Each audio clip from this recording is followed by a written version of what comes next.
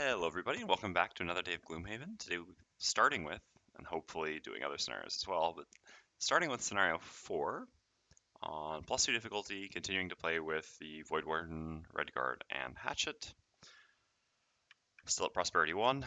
Okay, so let's get back. So while I was gone, in between, off camera, I did my city event and my road event. I know the road event I won't actually apply until we get to the scenario, but it's just easier to have done those already.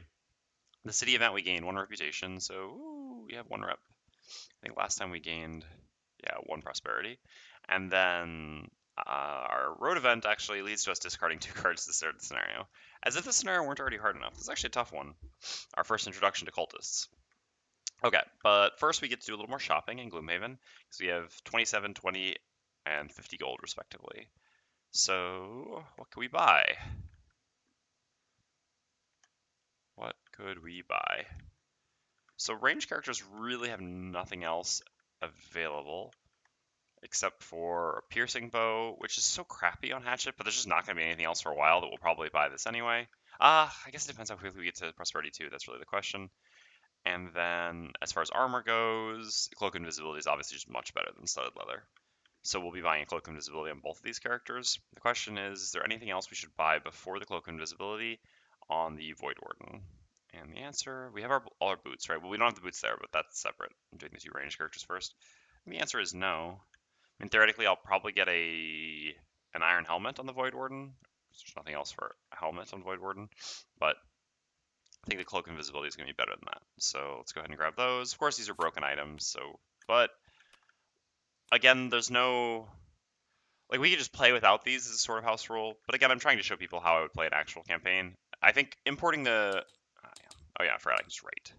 Importing the Jaws characters or the Jaws items is quite reasonable because it's very easy to do and straightforward, but how you would have, really the only fix for Invis Cloaks is just to remove them because this item is broken. There's no reason for the 7 to be there. The 0 to be there. Okay. Well, here we have 50 gold, so that's cool. So we certainly want to get some jump boots. Those cost 15 gold now. So we'll grab those. So that puts us down to 35. We can surely buy something else. We don't have our heavy armor perk yet. We're at 2 check marks though, so we're close. We can get that soon, but I don't think it's worth wearing the heavy armor and putting 2 -1s in our deck yet. So otherwise we can get a one-handed item. One-handed items mostly suck for now. Once we get to Prosperity 2, there's theoretically some stuff. This will certainly be good once we get level 4, but that's a ways off. So the question is, should we buy the Poison Dagger for now? That's tough. Let's see. So we have a pretty easy source of poison in our party with the Voidwarden already. So it's not like we completely lack poison. I think it would be reasonable. For example, if I were playing, I don't know if the demo has poison or not. I'm really just not familiar with the demo cards at all anymore. If the demo had poison, I guess not. If I were playing with like these 2 characters or without the Voidwarden, and if the demo doesn't have poison, which I'm not sure, then I would almost certainly just buy a Poison Dagger here. It's never bad to have a source of poison in your party. And even though the Poison Dagger is like recommended as the Scoundrel starting item or the Mind Thief starting item, characters who do larger attacks actually want Poison Dagger less, whereas Redguard does more medium-sized attacks, also does less melee attacks, so it's not even that great. I think I won't buy it, and I'll just save my money holding out for something better / enhancements. So, yep, we'll just spend 15 gold and stay at 35. Okay. Alright, so we're good then. So let's head into the scenario. Alright, so scenario we're doing to start today is scenario 4, Crypt of the Dam. The goal is to kill all enemies. We have this room, this room, and this room. Again, I'm not going to pretend as if I don't know these early scenarios. This room has Earth Demons. This room has, say, Cultists and Wind Demons. This room is going to have Cultists and Archers. And here we have Bones and Archers. So obviously the difficulties in this scenario are going to be specifically, the first room is tough, to be honest. Is really 2 elites on a 3-player setup? Wow. It's no joke. I guess the archers are both normal, though. The first room is pretty tough because you're so close already to these living bones with archers behind. It's sort of like an ideal monster setup for the enemies. And then the second room is also tough because you're going to have cultists that can just summon as soon as you get in. These are the biggest difficulties. We're not level 4 yet, so we won't Won't be running into any Disarming Wind Demons, at least. Alright, let's just go ahead and grab our cards.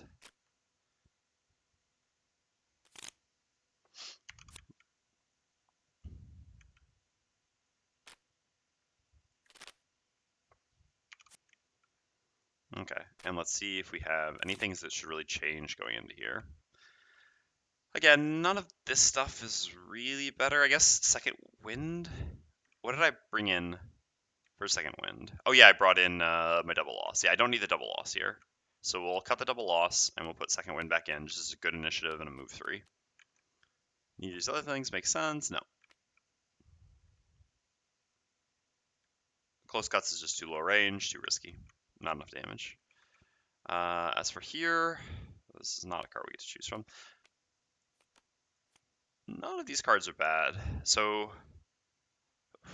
in the first room, pull is actually, well, force movement is quite good because these traps are going to be 5 damage traps. Yeah, because these traps start at 3. I believe they're 5 here, if I'm not mistaken. I know 4. So traps start at 2. Wait, no. 2 is for 0. Yeah, we're at 3. Yeah, traps are 5. Traps are 5. Yeah.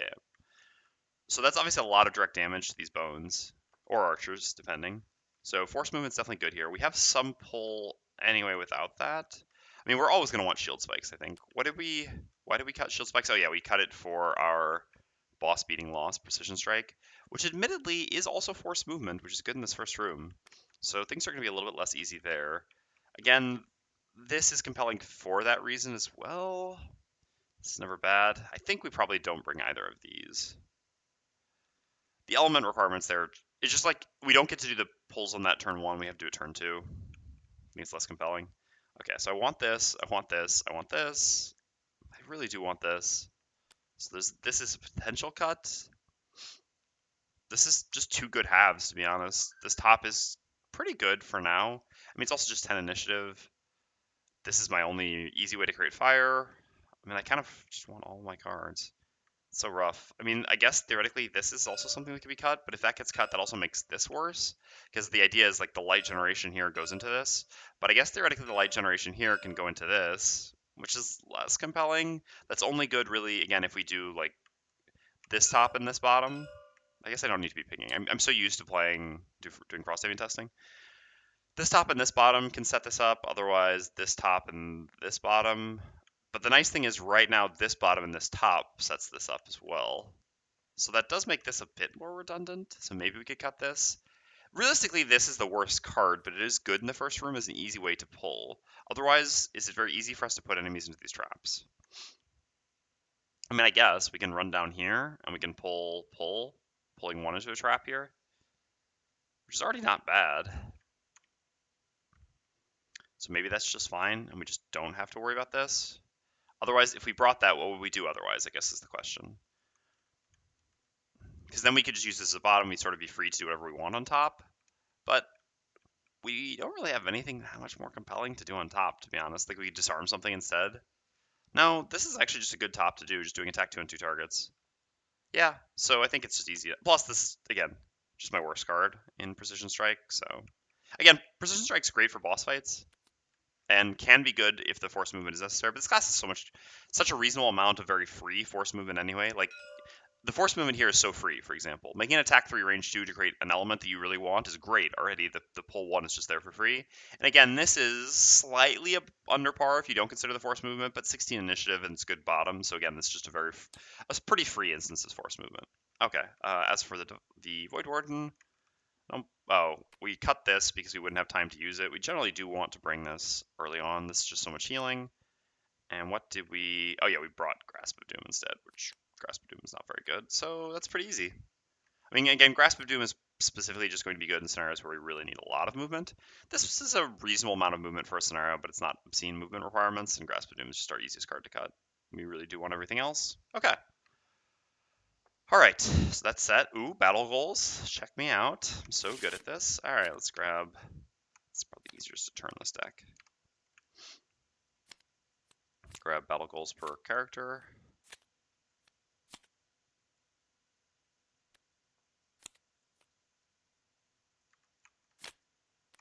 I guess I'll wait. Okay, so for the Voidwarden, never drop below half or loot 5 or more money tokens. It's pretty hard to loot on the Voidwarden. This could happen. This is also going to be hard just because there's such a real probability that we get, like, the archers can multi-target in the first room. The bones can easily hit us in the first room. Ugh. Uh, it's so unlikely that I do this, though, to be honest. 5 or more money tokens is really a lot, especially with a hatchet in the party. Maybe if there were no hatchet to steal all the coins, it'd be more compelling, but I think we'll go with this. At the end of the day, the Voidwarden is the one that I care the least about getting perks on, but I mean, I still don't mind getting them. Okay, have one or more monsters present every turn, or gain 13 or more experience. Oof. I want to check mark so badly. I'm never doing this. I mean, first of all, we can't rush into this room because as cultists, we have to be ready. We can't like be finishing off this and go into here. But there's also the issue of like here and here, right? We're gonna clear out. Why am I pinging? God, too much frost statement testing. Sorry.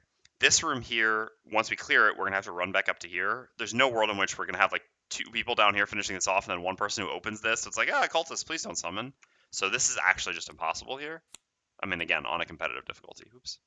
So we'll take this and try to pay a little bit more attention to experience gain, but I don't think that's really going to be possible. Redguard really has pretty mediocre experience gain. Sadly, it sucks. I really wanted to check mark so badly on Redguard right now. Guess we'll just have to get a level instead. Use no items or be the one to open a door. I mean, we can open a door. Use no items is quite unlikely. This is going to be this is a hard scenario. This is a very punishing battle goal, even if it's a little bit easier on early in a campaign than it is later. I think it's much more likely that we could do this one. I guess this is what we also had last time, I think, on this character. Yeah, let's get that. There's the spot. There we go. Okay. Looks like we're good on cards. Battle goals, everything we're set up. All right, so let's get into the first room and take a look at what we want to do. Again, our turn, get rid of these things. Our turn here is pretty clear. Run down here, pull these, go before they can go. The earliest these can move is 20, the earliest these can go is 14. These going isn't even the most significant thing in the world. I guess, so this 16 initiative is already good enough. Accordingly, I actually like doing this here. Sadly, our best mitigation bottom is this card, and we're not going to get to use this bottom since we really need to use this top, so I think this makes sense. Again, archers have a 1 out of 8 to go before me. I mean, even if they do, it's not the absolute end of the world. In fact, if anything, they're going to create traps, so if they do that, it might actually even work out better for me. So I think, yeah, this plays around everything, and also we are certainly going to get attacked by 2, maybe 3 enemies at least here, so disadvantage on all their attacks is definitely worth something.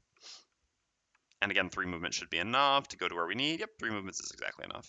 And we need to go all the way down to here, not just to here, so that we have enough range to hit the archer as well. Not that pulling the archer is super significant, but it is 2 free damage. And at level 1, 2 free damage is everything. Let's also shuffle all the things before we forget. I know it's supposed to auto-shuffle these, but it's not like I trust TTS. Okay. All right, so that's easy enough. So what I'd really like to do on the Voidwarden is to move something up into this trap. In order to do that, I would have to have Dark, though, which I guess is not going to happen here. It's not like we have potions to do this, so yeah, the only way we can get Dark is this or going 1 turn before. So we'll have to worry about the trap a bit later, I suppose. Okay. Okay.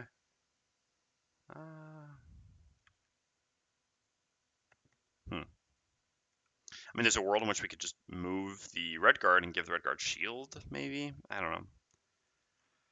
We'll figure that out momentarily. From here, if we start here on the hatchet, we can hit all 3 things with our combo to begin with, but not set up the favorite. The problem is that we're going to have to set up the favorite next turn, and the combo here isn't even great. We're doing attack 1 on 2 things that have shield 1. Additionally, muddling them isn't even very useful this round because all attacks on the red guard are going to be disadvantaged anyway. So I think a more realistic play here on the red guard or on the hatchet is just going to be setting up the favorite on turn 1. Which sucks because this room is tough, but it has to happen at some point. Can we use the push in a way to get something into this trap? No. I mean, yes, technically, actually. If the red guard pulls, then we can go 1, 2, 3 and push you into this trap. Yeah, okay. I mean, I don't love using center mass, but the value here is pretty high, and the initiative ordering is so perfect that I think it is actually impossible for this to have moved, and the archers won't move. This means that this archer will attack us. I mean, that's fine. There'll still be, I mean, I guess it'll be 2 attacks on the hatchet. We can also go invis if we really have to. I'm not typically I like to save the invises because they're so powerful, but I'm not sure I'm going to get that much better of invis, and this is just so high value. This just gets us this trap used right away, which is 5 direct damage to this on turn 1 while we're not really doing anything. Yeah. I think that's just too good to pass up, to be honest. I could use this instead, plus my boots, in order to save my attack 3. Since in this room it's very unlikely we're going to be doing a lot of follow-throughs, at this point, both the 10 health enemies are going to take trap damage in the first turn, so they're going to be down to 5. So the enemies in this room are going to have 5, 5, 6, and 6 health respectively. This is actually going to have 4. So it's not, most likely once we throw the favorite at something, it's going to end there. So in reality, actually, I think it probably is better than to do it the other way. To use follow through here plus my boots. I don't think I need to use the boots again in this room. Maybe I do. There's retrieval. It is pretty important to have the boots for retrieval, actually. Because, as I said, it's quite likely that in this room, every time we attack something with a favorite, we're going to be killing them, or they're going to die momentarily, or shortly after. So it is really important to be able to pick up the favorite, and accordingly, keeping our boots for the bottom of, where is retrieval? Retrieval is going to be quite important. So yeah, let's keep the boots then. It's just a shame because we're going to get to use this for initiative, so we didn't really need this. This gives us better initiative and a better attack, but the 1 movement is actually significant here. So be it. Okay, so Voidwarden.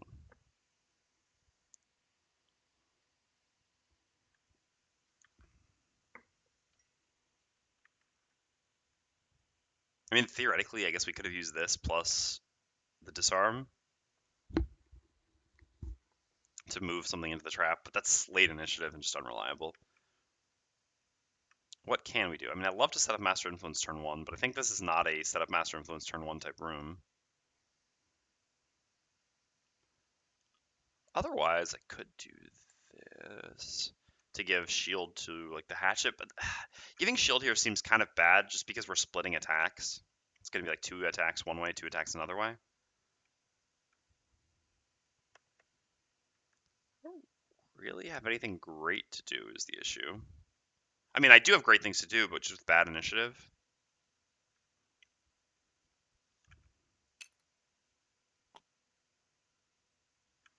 I think that's fine. I think I'm just going to go for a late initiative double CC turn here. Like this. The earlier initiative. So just a bottom stun and a top disarm. Let's pay attention to positioning. We really do want to be in range 3. Yeah, the archer will be here. The hatchet's going to be here. Red guard's going to be here. So one of these bones could come and hit us. I just don't really want to get hit because if I take 3, I guess hold on, I have to stay at below half. So even if it hits me for 3 plus 0, I'm fine. I think this is fine. Again, I do want to be further up. I don't want to be further back because I guess. Oh, hold up. Hatchet only needs 2 movement. I forgot we can start there to do the thing. Oh, okay. So we actually get to do the better thing anyway. I know there's a lot of thought for our first turn, but again, the first turn is one of the most important in most scenarios. So here we can still do the thing we wanted. So again, Red Guard goes here, pulls this and this to here. Hatchet goes here, pushes this into that. And then Voidwarden has range 3 on 3 different enemies to do disarm and stun for the following round. Again, the late initiative here sucks, but there's not really a lot we can do about that. I could go early and use this. It's just going to be so effective because how we're kind of splitting up the room to focus different people. Typically, in order for this to be a worthwhile top, I really need everything or almost everything in the room to be attacking one thing. So I think it's really just safer to go like this. All right. I mean, I think this is a very reasonable and balanced play, is basically what I mean. Just getting 2 CCs for the following round. It's pretty difficult for this to get messed up. The worst thing that can really happen is that we fail our battle goal by getting attacked for a +1 by the bones. If that happens, it happens. Like I said, the least important check marks to me are on the Voidwarden. Okay, well, we've talked it through. We figured it out.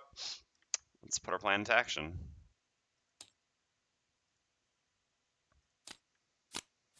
Oh, the 14 from the archers, indeed.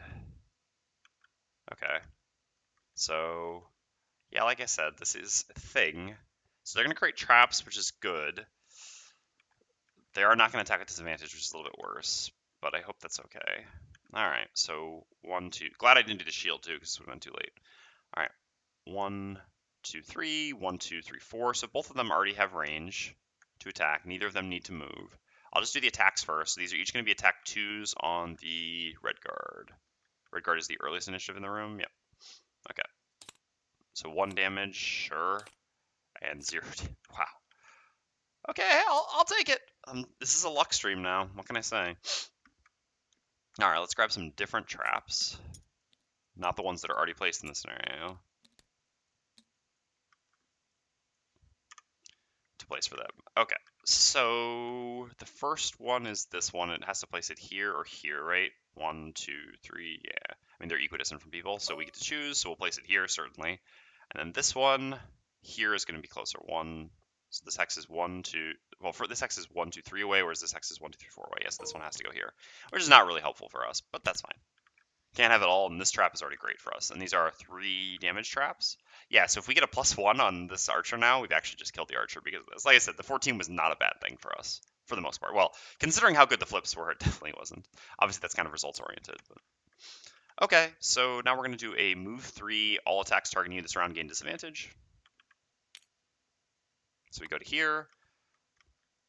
Then we're going to do attack 2, range 2, target 2, pull 1. We're going to target the elite bones and the regular archer number 2. We'll do it in that order. I believe we shuffled our decks, but one last time for good luck. Maybe it was bad luck to do that because we were having good luck already. Why would we mess with it? Oh, bad ordering as usual. That's so unfortunate. I would much rather get the -2 here, also because the damage on this isn't super significant. I mean, it is. I don't know. Ugh, that's rough. All right, so we do 0 damage to the attack here. We do 2 damage to the attack here. This trap does 5 damage, and this trap does 3 damage. I mean, it is harder to kill the bones, so getting damage on them is important. But if I just gotten the +1 here, it would have been so good. This archer would just be dead. Just dead. There's no more archer. What are the bones up to at 64? I guess I didn't really pay attention to their card. I think it's going to be -1 move, +1 attack, if I had to guess. Yep. How much movement do they have anyway? Yeah, 1 million. They're always reaching people. Ooh, +1 attack. Oh, Voidwarden goes before, though. I was going to say Cries and Voidwarden, but actually not. Okay, so we're going to go ahead and set up the favorite. I will read through the persistent losses each time again, the first time each day, just for anyone who's tuning in. I doubt people are coming, I doubt people are watching this campaign starting with Scenario 4, but you never know. Alright, so this is place one of your character tokens on this card. You may add +3 attack to any of your ranged attacks by moving the token from this card to the target after the attack ability is resolved. When that target dies, place the token on the hex in which it died. If you loot that hex, return the token to this card. So gain 2 experience. Activate this. And then I'm going to do a move 2, push 2, target 1 adjacent enemy. And so I'm going to go 1, 2 like this. And I could push you into this or into this, but obviously this trap is just 2 more damage, so we'll put you up there. So, here you go. Here you go.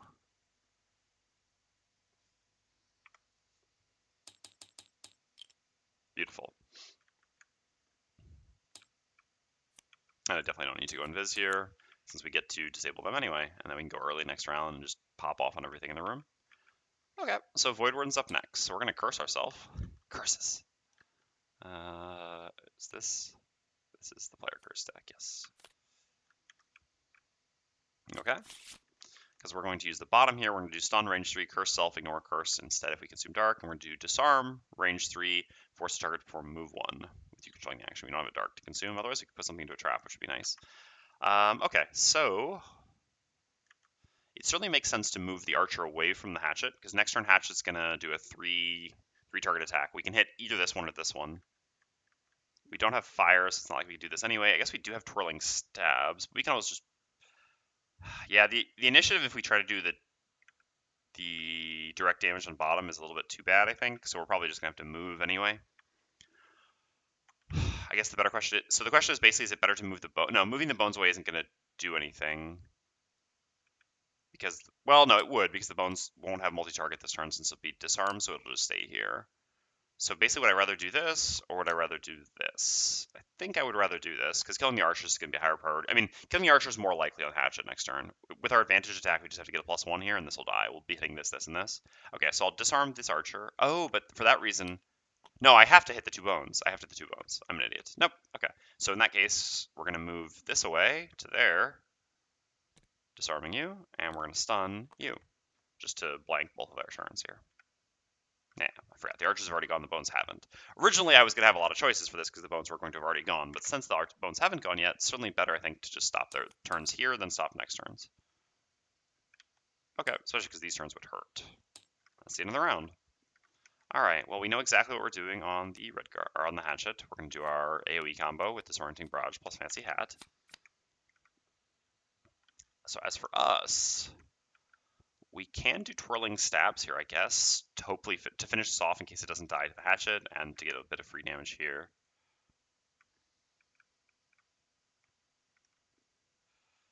So it would be great to get to do one of these bottoms that does direct damage. I wonder if it's better to do that and just do some other top that's fast, like this, or if it's better to do Twirling Stabs and a bottom. I guess the question is, what would we get on bottom otherwise? The answer is not really anything.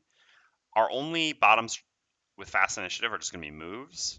So yeah, I think rather than do just an attack 2 targeting both of them, I'd rather do one of these bottoms. Which element do I want more then is the question. I guess it's actually funny, but I think I would actually rather have light going forward rather than fire. I don't see enemies clumping up for the fire so much in the future anyway. This is most likely going to like here. And the light could actually push this archer into the trap she conveniently created for us. So yeah, let's do this.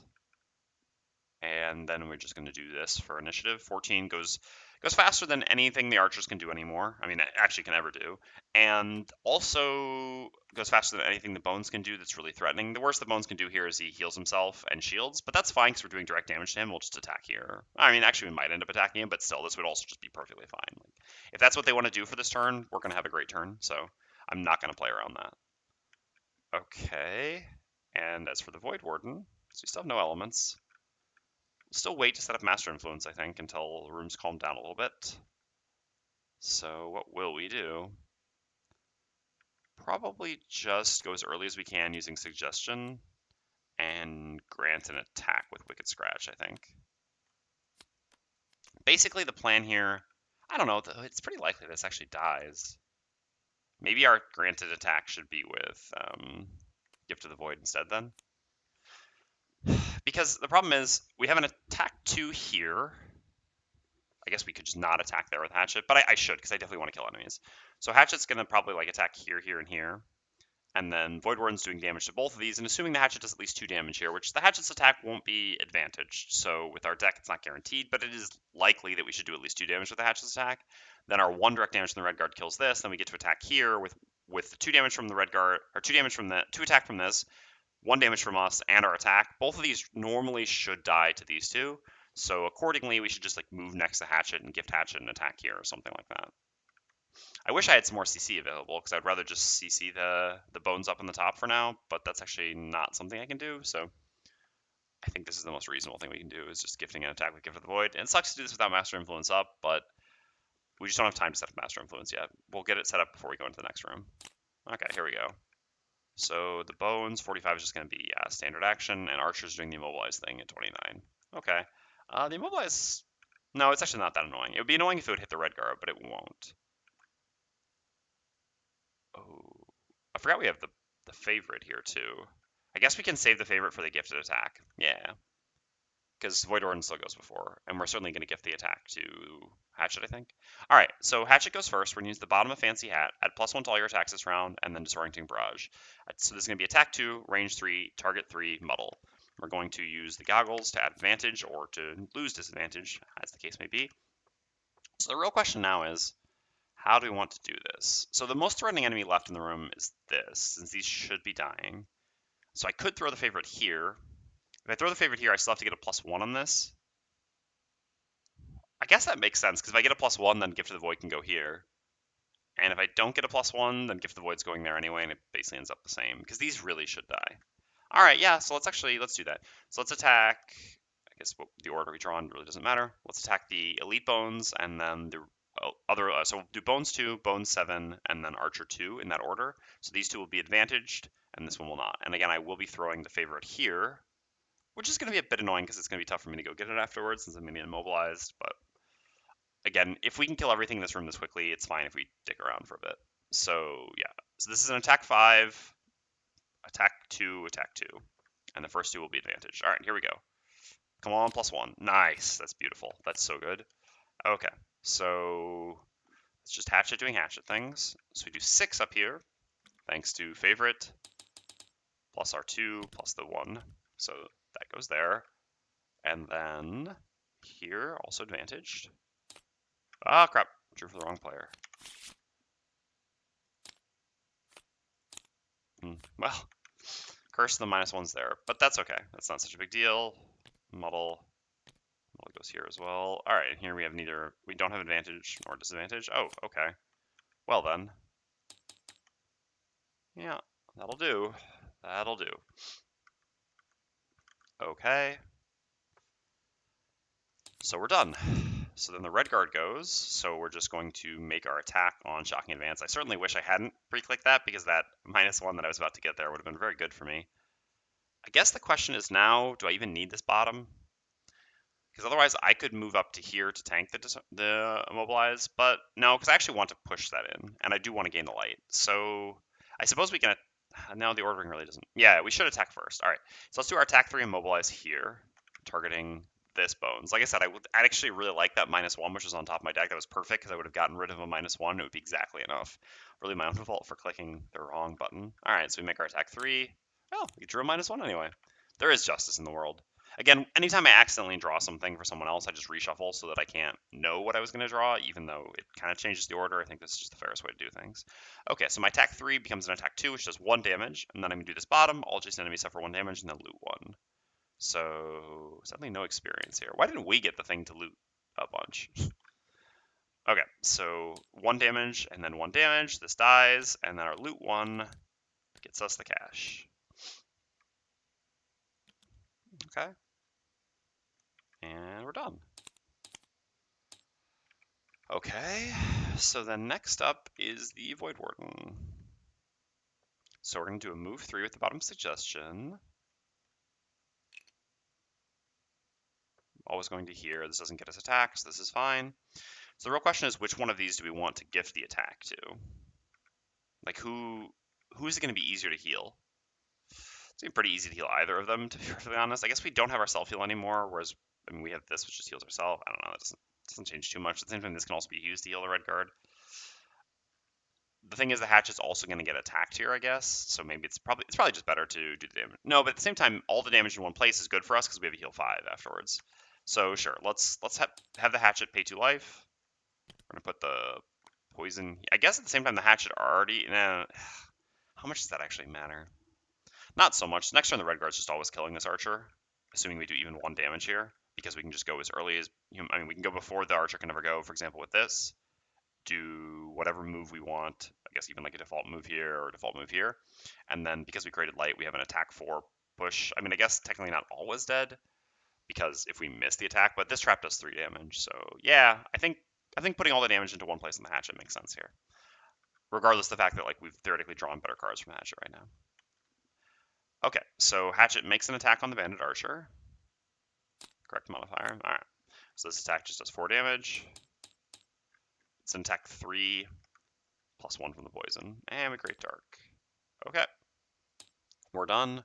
So the man archer goes. I believe they have -1 on this attack. Yep, -1 on this attack, so it's going to be an attack 2 on the Hatchet. We have no defensive things that got automatically triggered or anything like that. Okay, it's 2. Chast it down to 4. Oops. And immobilizes. The immobilize is actually rather annoying here because I really just wanted to make it over to my coin. And living bones have all been eliminated. But whatever, this room went so smoothly that I'm certainly not going to complain. Okay, so like I said, we're certainly doing this. This initiative is always fast enough, so we can kind of just discard a card we don't really care about for the coming turns. And I think the answer to which card that'll be was probably this. I think I care a little bit more about Desert Knight here than Twirling Stabs going forward. Sometimes Twirling Stabs actually will be good against the cultists. And Desert Knight is not good against cultists. Never mind, I take it back. So we're gonna just do a default move with this and this attack here. This is actually this is just an execute because we get to go to here, push this into this, and we gain an experience. We have no other way of gaining experience on bottom here, so it doesn't really matter. Obviously, the experience matters here since we really would like to get our battle goal. Okay, so we actually can't move, which is a bit of an annoyance. So then, I guess I'd like to create wind next turn. I'll just like move over here, create wind next turn, and be set up to go into the following room with some wind. So, all right, so when we go into the following room, how are we going to do that then? So let's see, if we do this next turn, then the turn we go into the big room, we're going to want probably like this and this. Yeah, that's going to make the most sense, these two. So that means we have like this and this as our throwaway turns. Or do, I guess the question is how much do I care about the one heal?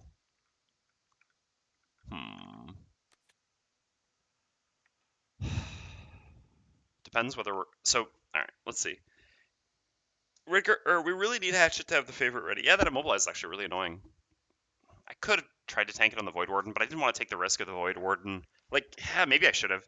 If I didn't have the battle goal on the Voidwarden, I think I would have tanked the immobilize on her. But because I had that battle goal, I just didn't want to run the risk of like a +2 or crit, leading to me failing my battle goal just like that, or having to lose a card to succeed it.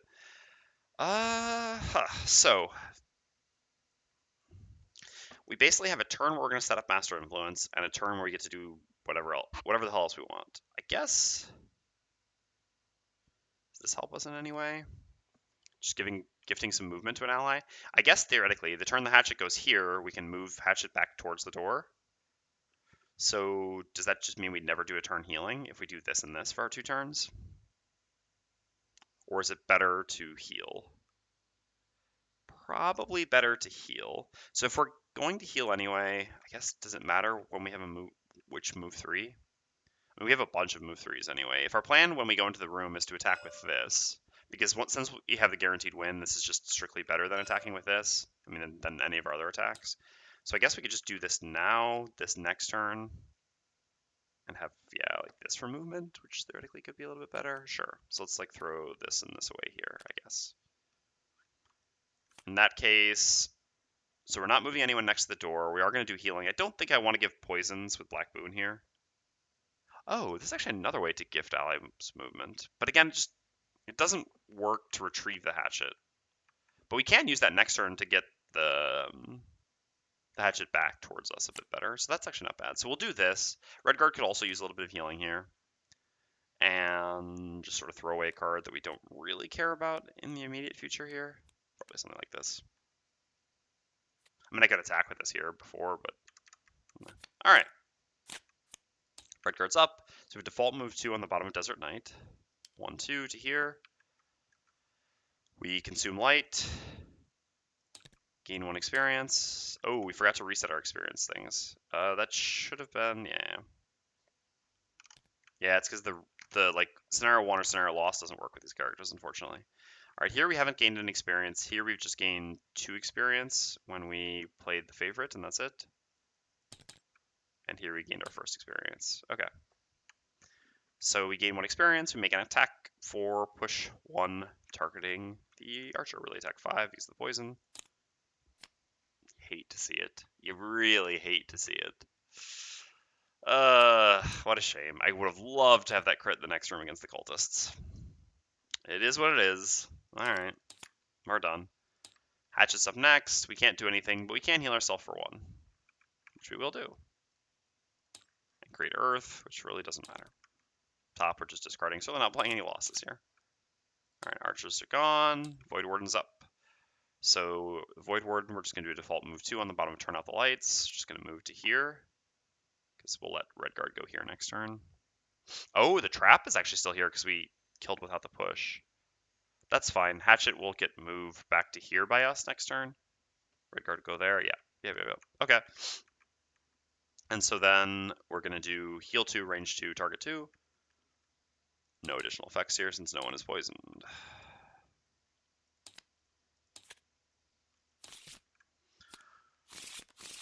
So the real question now is whether we should play a persistent loss here on the Redguard. I mean, I didn't bring my shielding abilities, so I have sort of limited shielding. And it's going to be archers and cultists in this room, and in either case, the attacks are that significant. Flame Shroud could be an interesting persistent loss. It basically is just like we have a free turn here. We could get away with that. I think not. I think I can create fire here, though, and then use this next turn, plus probably this, honestly. So let's go with something like this here. I'll heal 1 on the Hatchet once Hatchet makes it back near us. Not bad.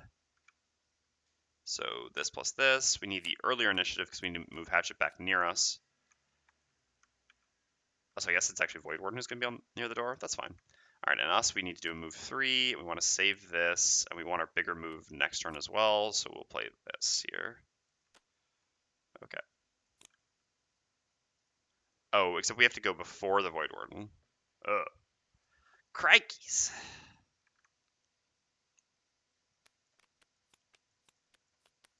So like this works.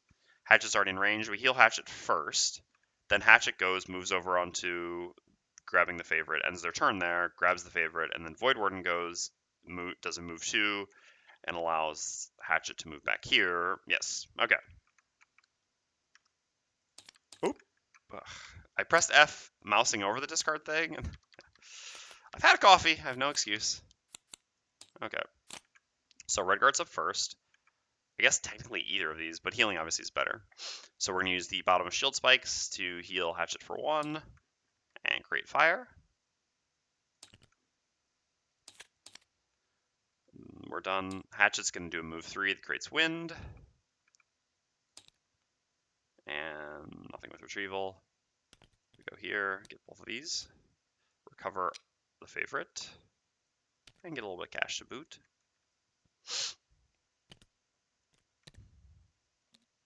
Okay.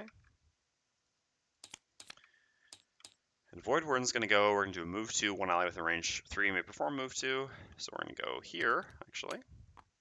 Aha! Voidwarden can get some cash. And we're going to allow Hatchet, who's range 3 of us, to perform move 2, getting close to the door because there's the annoying trap in the way. And we're going to gain 2 experience and set up Master Influence. And again, I'll read this once. The first attack performed in each of your attack granting actions gains advantage, and you may consume any element at +1 attack to it. In addition, when you grant monsters attacks, they use your attack modifier deck.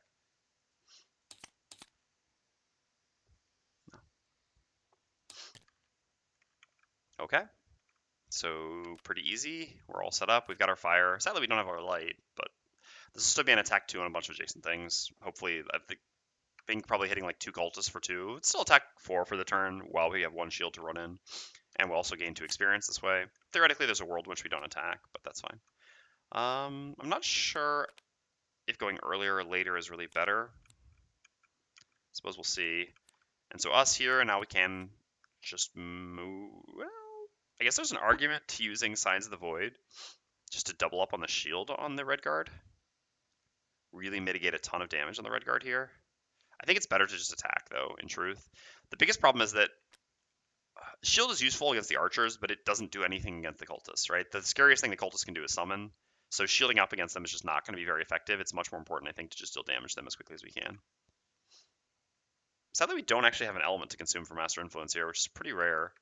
I guess theoretically we could if we don't use the wind. If we just move with this. We'll see then. I guess we'll see whether we want to do it or not. Does the ordering matter? Of these 2 characters, basically. Is it better to have this after or before? Theoretically, the push is maybe better before. No, I guess the push would be better afterwards. Cultists never really attack. No, the push is going to be better before. All right, let's go like this.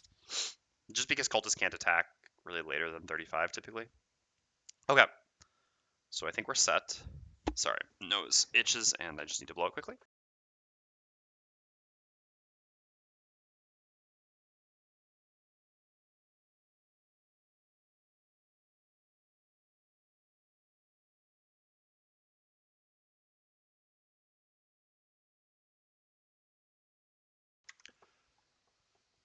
Okay, I'm back. So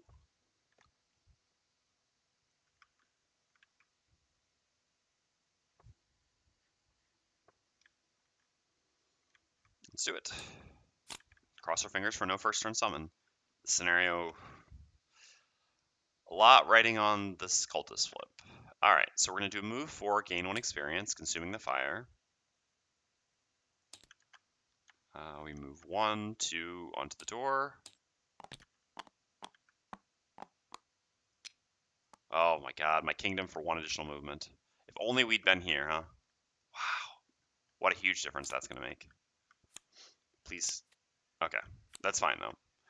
That's fine, though. Man, the difference of 1 movement here, and this is why boots of striding are amazing. Again, if I could have another pair of boots of striding on this class, I mean, whatever, crude boots, weathered boots, I would. If I had, if there were 3 pairs available, I would be using that instead of wing shoes here, and this would add 2+1 attacks.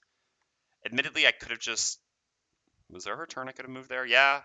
No, I think there actually wasn't. There was never, I mean, instead of healing someone, but then I wouldn't have the fire here. I don't know. That sucks, though. That is a big difference. Yes, I did shuffle the enemy decks before drawing. I know you wonder because the archers have drawn, but actually they haven't quite drawn in order, right? I think the first one was move attack +0. Yeah, I mean, the archers have already drawn a number of times anyway, right? Because we fought them in the first room, they've already had their 29s a couple times. And yeah, I did go through and shuffle all the decks anyway.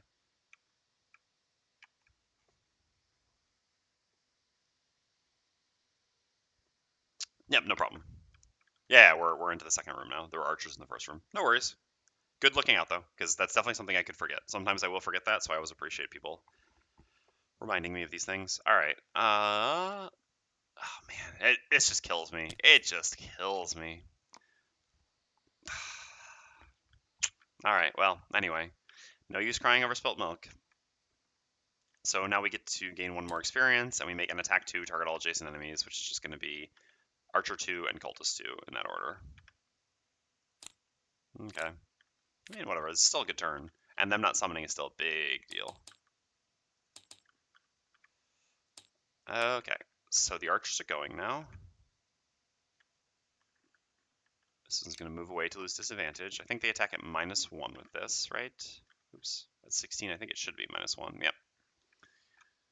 Okay. So they're all going to make attack 2s on the red guard.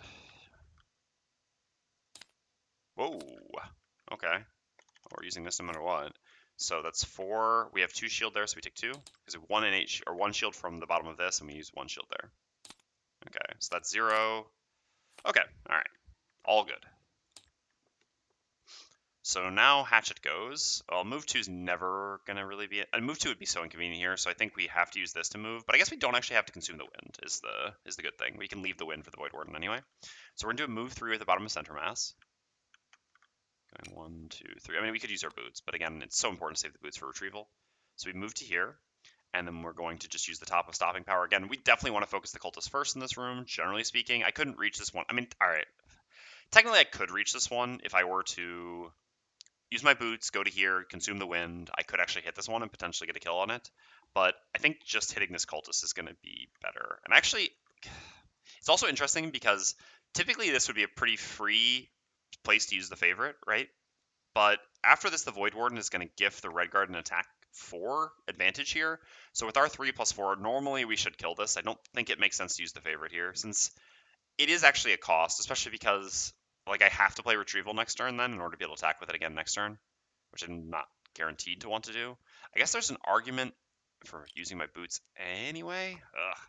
Because being here would be so much better, because then next turn I can do my AoE combo on the 3 archers. How much does the cultist move? I think it's going to be like 2 movement, if I'm not mistaken. No, 3 movement already on level 3. So I guess I'll have... And the cultists are going to be here and here anyway.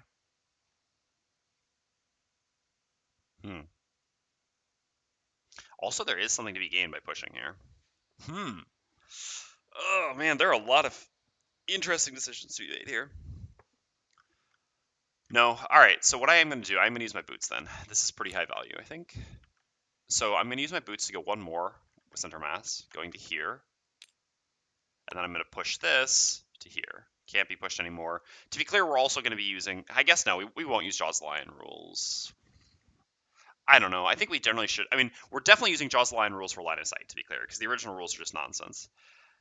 I guess I should just ask... When more people are here, I'll ask people whether they want me to...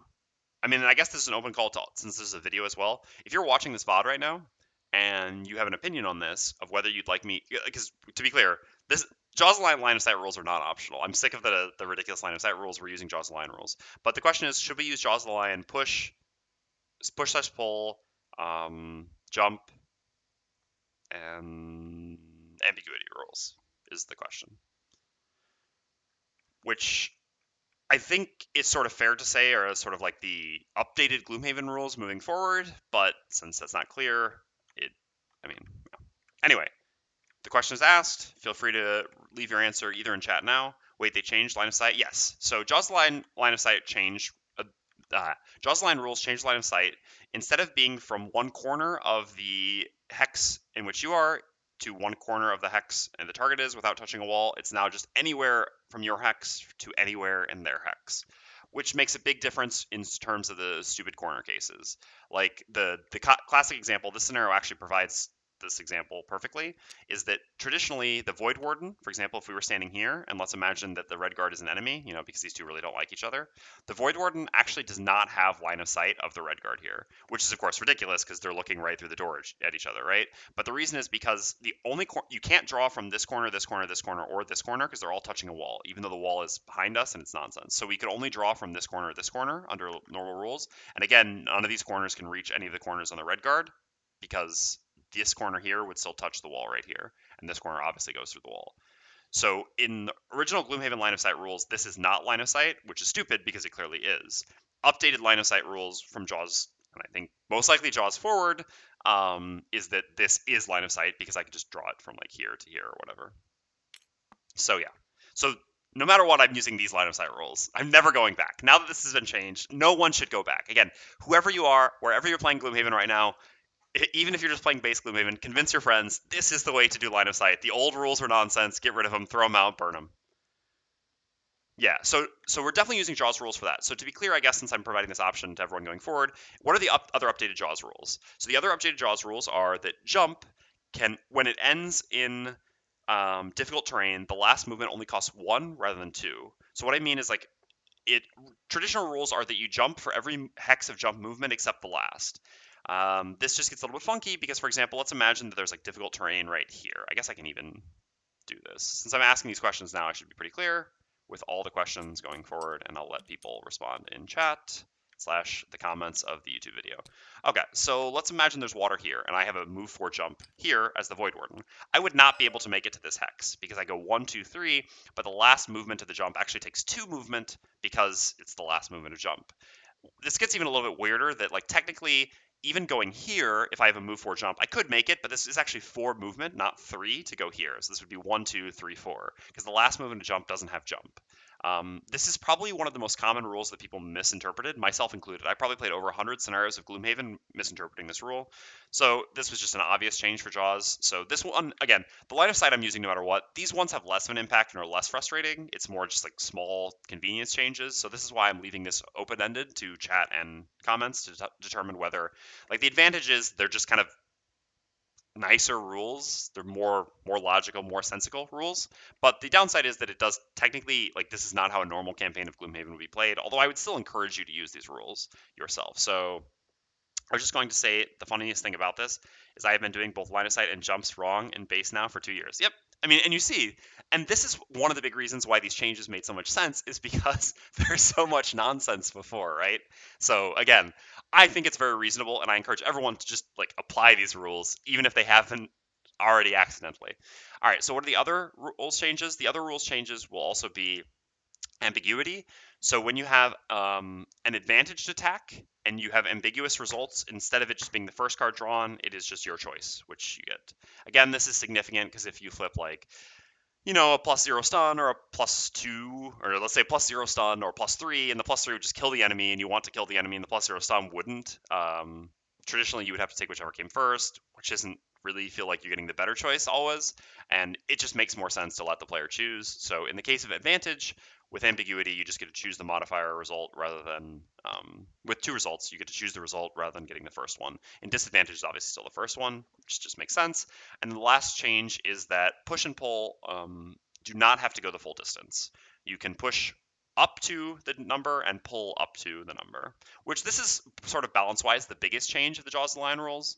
But again, I think this also just makes sense. It kind of felt a little bit wonky sometimes, the way you want to like try to position pushes so that you could finish them on a wall. It also got a little bit weird because, so, like, all right, so for example, if I'm pushing from here, and let's imagine that this archer's not here, all right? That's a huge change for push and pull. Yes, it is. That, like I said, that is balance-wise the biggest change. I think of all this now because it comes up because of this. This push, it actually doesn't matter. But all right, let's just remove this archer for the time being. Let's imagine this space is open.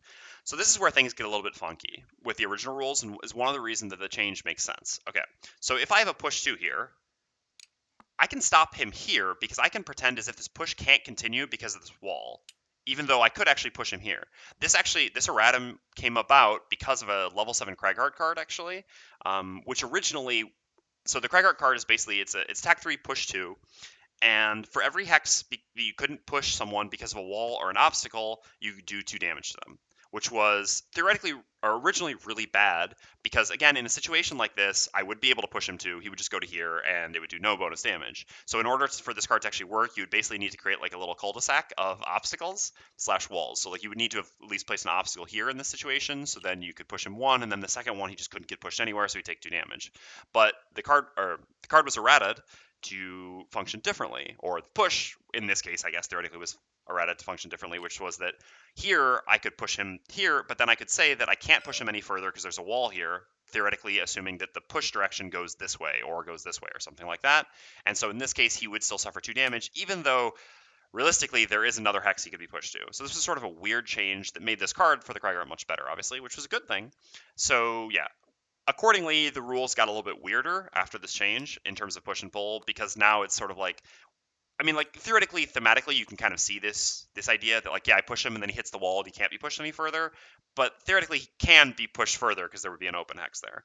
So this is why I think the Jaws of the Lion update also makes sense. It just makes things simpler. And I think generally speaking, anytime you can make rules that don't have an enormous balance change, I mean, this one has not insignificant change to be clear, but and just make things simpler and more like, I don't want things easier from a balance standpoint, but just easier to understand, easier to play with for the players. I think this is just a good change.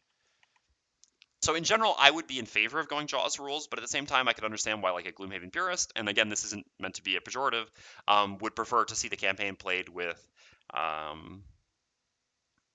the original Gloomhaven rules. Again, sort of line of sight, which that's not happening no matter what. No matter how much you want it, you're not getting that one.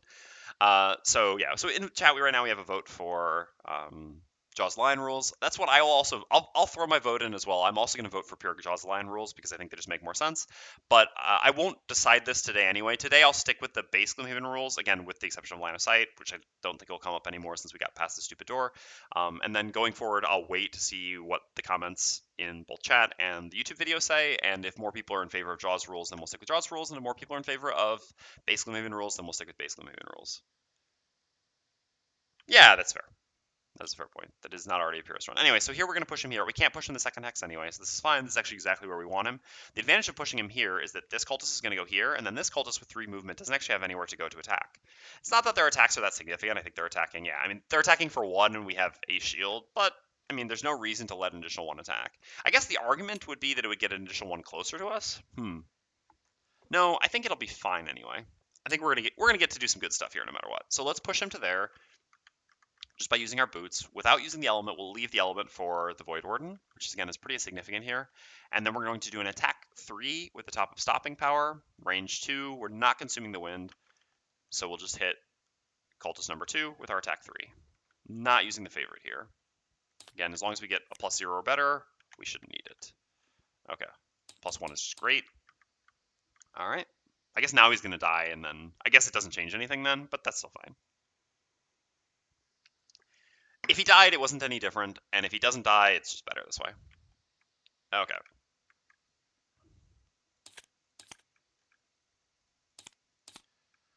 So now the Voidwarden's up, so we're going to do a move forward at the bottom of Resign Frenzy. Where are we going to? I really want... I just want to blow up this room next turn, not this turn. So I need to be within range 3 of this as well. Yeah, that's fine. All right, so let's do the bottom of Resign Frenzy as a move 4. I think this makes... Otherwise, could we do it here? Move 2 plus boots. This is 3 now. The cultists are too far for now. Yep. So we're going to use the bottom of Resign Frenzy as a move 4. And go 1, 2, 3 to here. We're going to stop here. Frontline Voidwarden. But this is fine because nothing will attack us this turn. And next turn we're going to go at 15, which is I mean, I really actually hope they don't do a Death Explode next turn. Death Explode would be pretty bad, but at least it wouldn't be summoning, so it'll still kind of be okay. Okay, so we're done moving there with this, and then we're going to use the top of Wicked Scratch. We gain an experience, Carry Dark. We're going to consume the wind using Master Influence here, and this is going to allow us to grant an attack 4 with advantage to the Red Guard, who will attack Cultist number 2. Hopefully eliminating one enemy already. One of the most important enemies to eliminate, no less.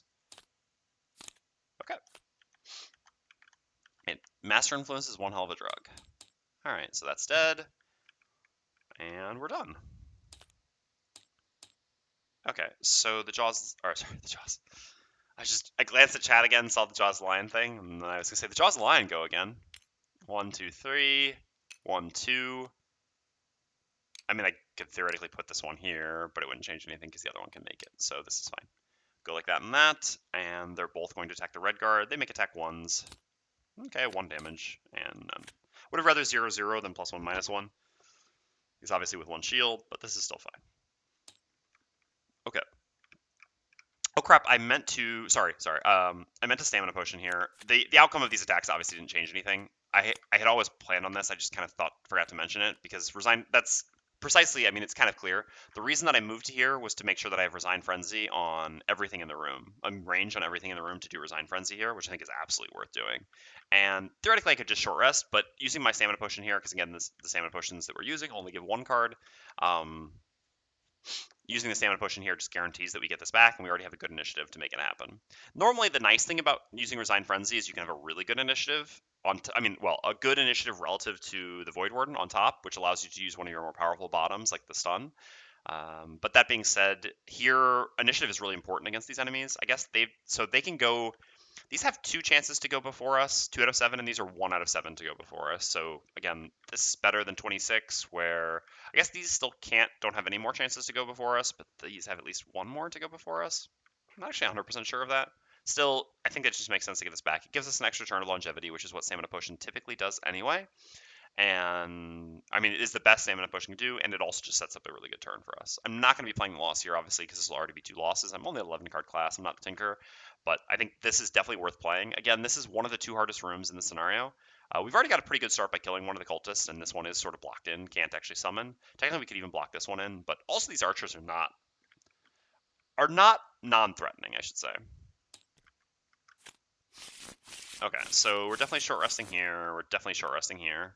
Here, I just want to get my AoE attack back, so I don't want to lose either part of that. Yeah. All right. I mean, we're gonna reroll on that one. Please, not Fancy Hat. Okay. I mean, I don't like losing follow through, to be clear, but it was so important to keep my AoE for this room at least. There were a lot of cards I would have rather lost than follow through or either of those pieces, but again, it was necessary. Okay. I mean, Desert Knight is good, but again, in a scenario with cultists, it's not as good. Again, the most threatening enemy in this scenario, theoretically, is the cultist, and the most threatening thing it does is not attack. So, is not an attack, I should say. Accordingly, that's not at its best here. I don't think it's worth rerolling off of that. Alright, so how good is Twirling Stabs here? It's not great, but we could also do bottom direct damage. Might be a little slow.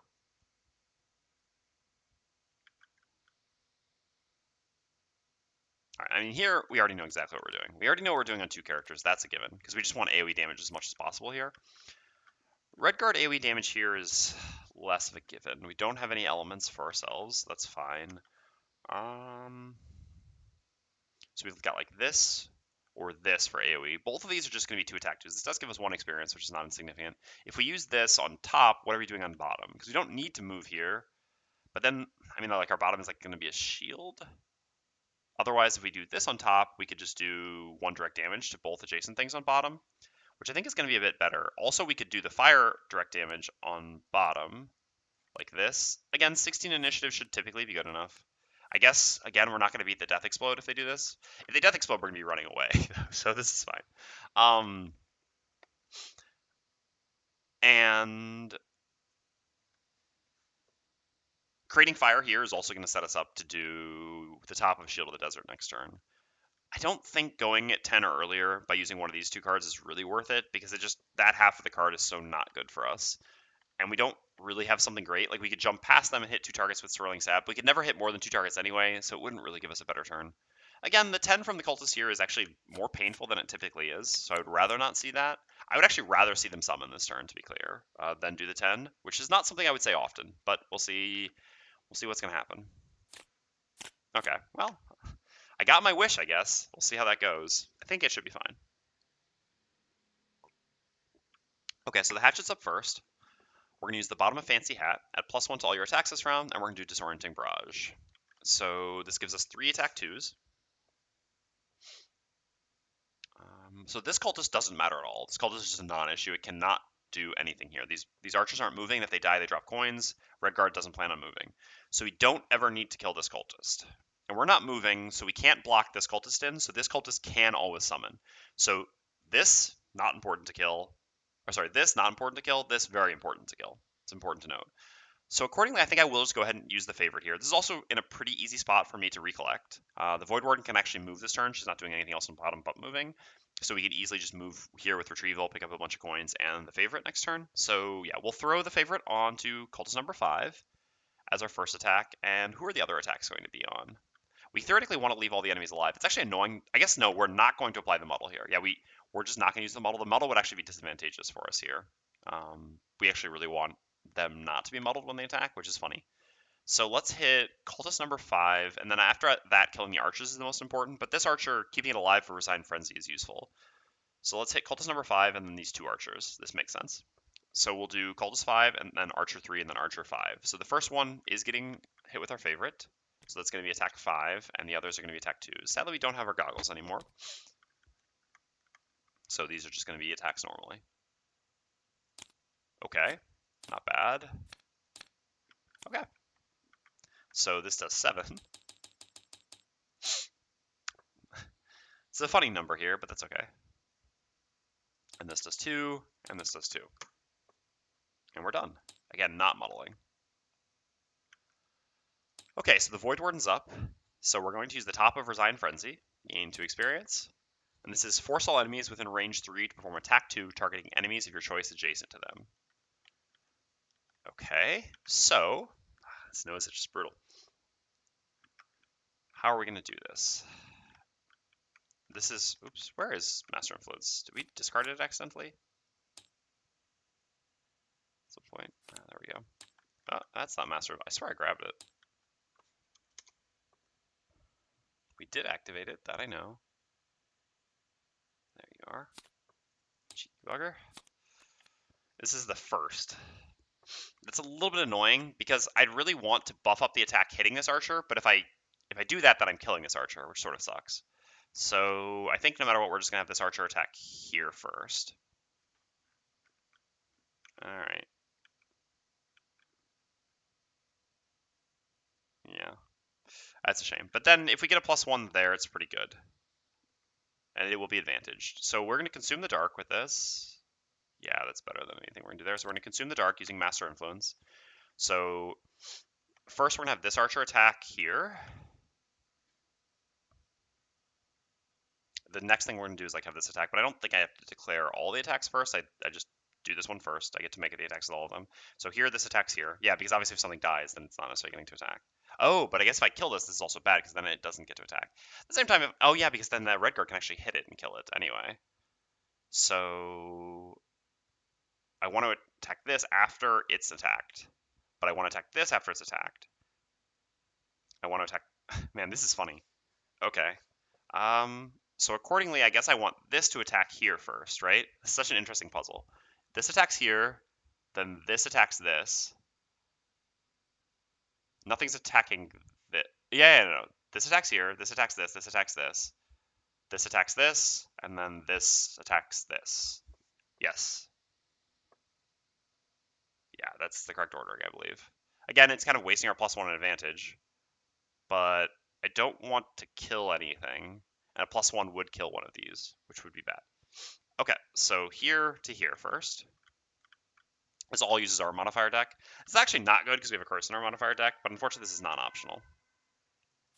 Alright, this one is the advantage one. Well, we wouldn't have got a +1 anyway, so I guess I regret, but I think this was safer. So we do 3 damage there. Okay, and so then it was, now this attacks here. 3 damage. Then this attacks here. Alright. Then this attacks here. And then this attacks here. Okay. Respectable turn, I would say. Alright. I do love Resign Frenzy. So this is lost. So we've played 2 lost cards now, and we're about to lose a third, but I think that's reasonable. Definitely worth it in this room. I mean, we just did a total of attack 11, so. And now we have a move 2. We could go here, but we probably shouldn't. I don't want to get hit. Sorry, my nose itches.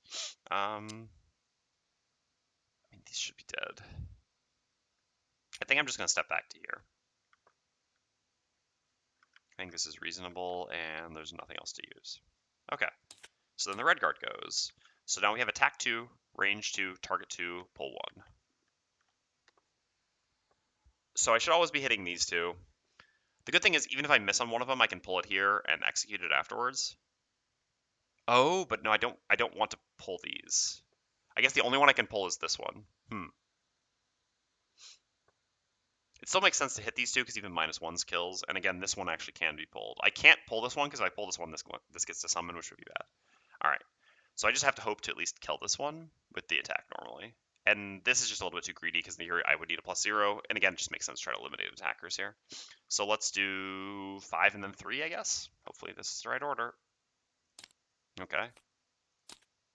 Well, we were killing both of them anyway. That's fine. That's a pretty good turn. Did we choose Jaws or Line rules today? I had to step away and do, some actual work. We have not chosen yet, but if you would like to vote for Jaws the Lion rules or the other way, you can feel free to. I will keep track of all of the votes, and I will implement them the next time we play. Happy Friday to you as well. I'm excited for the weekend. Okay, and I could move, but there's really not any reason to. I think it's just better to get 1 free damage, and again, to create the fire, which we really want. So all adjacent enemies suffer 1 damage, and we do a loot 1. Oh.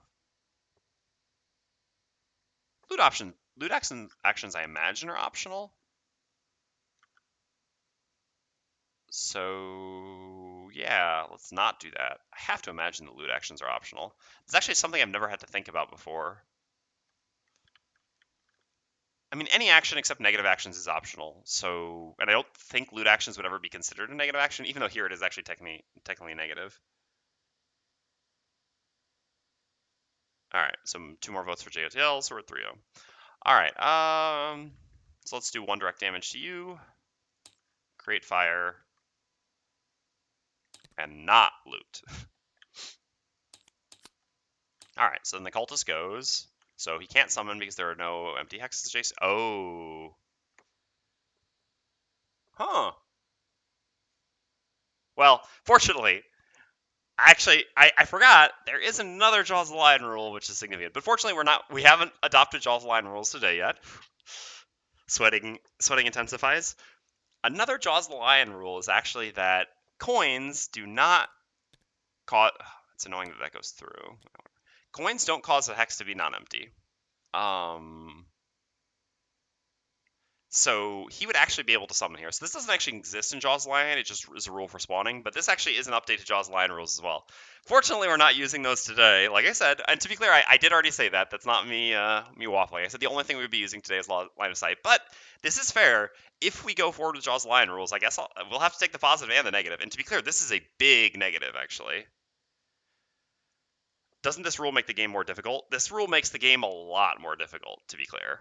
It doesn't matter so much in Jaws the Lion because there's no summoning. It just matters for spawning. And again, it's just because it's Jaws the Lion rules were just made to be simpler or more intuitive, and that's why that rule has changed. But yeah, this definitely will make the game more difficult if we apply this. But again, if we're going to do Jaws the Lion rules, we're going to do all of them. And I can't argue that I want the Jaws the Lion rules to make things more reasonable and only when it benefits me. This would obviously hurt me more than benefit me, but it also is a rule that makes sense.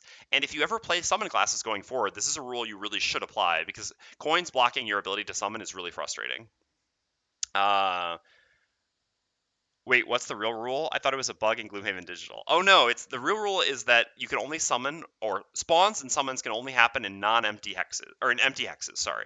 You can only summon in empty hexes, and things that spawn only spawn in empty hexes. And a coin hex is unoccupied but not empty. An empty hex is a hex with literally nothing in it. Technically, actually, a pressure plate qualifies as an empty hex still, which is a little bit weird, but whatever. And an unoccupied hex is just something that doesn't have a character or an obstacle or a trap.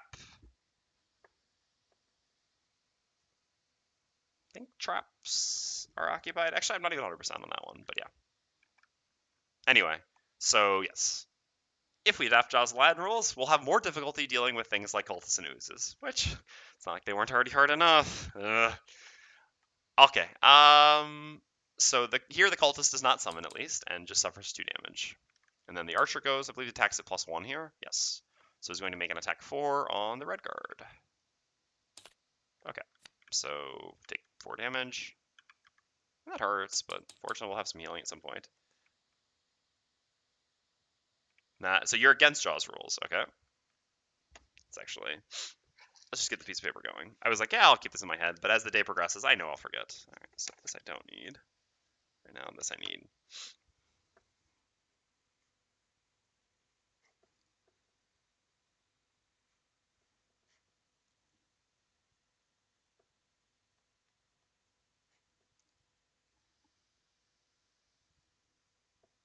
Okay.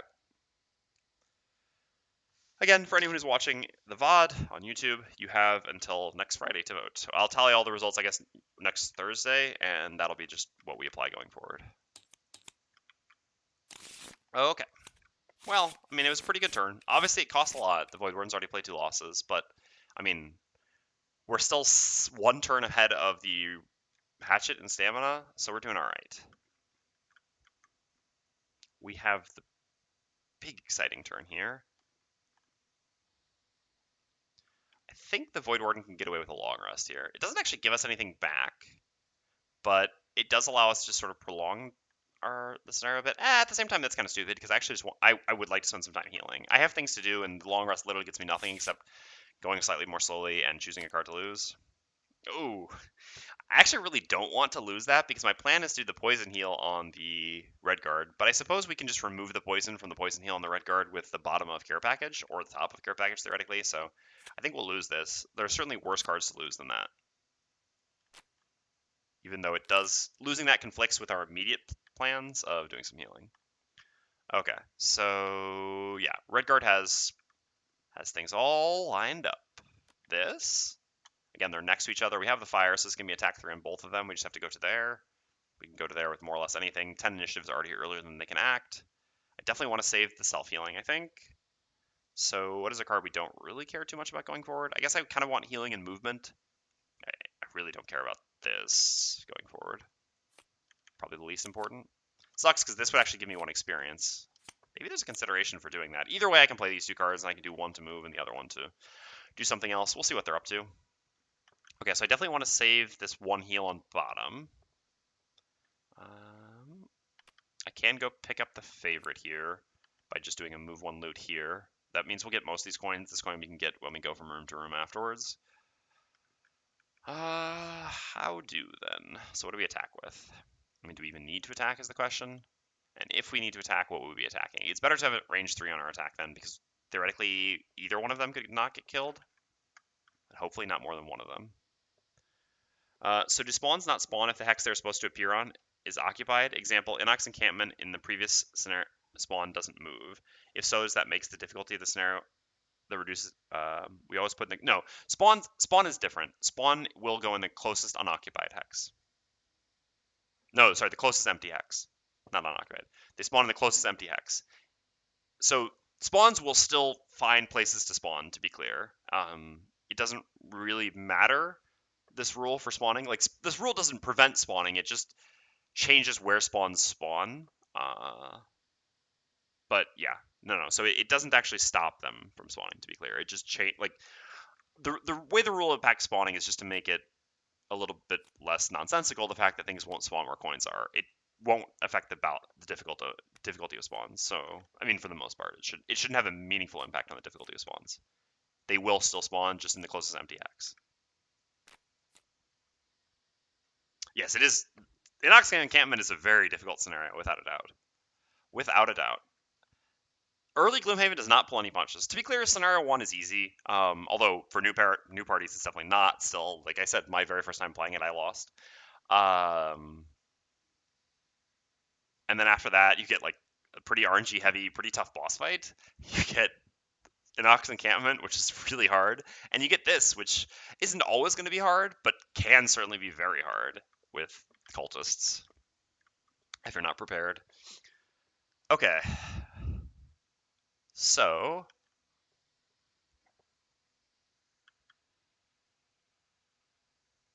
I really don't like using center mass because then I just have no attacks left, no reasonable attacks. I guess I could just go, but it's more likely that I have to attack the cultist. I guess if I, yeah, no, never mind. This works actually. I can actually just do this here. If I have to attack the cultist, I just attack before moving.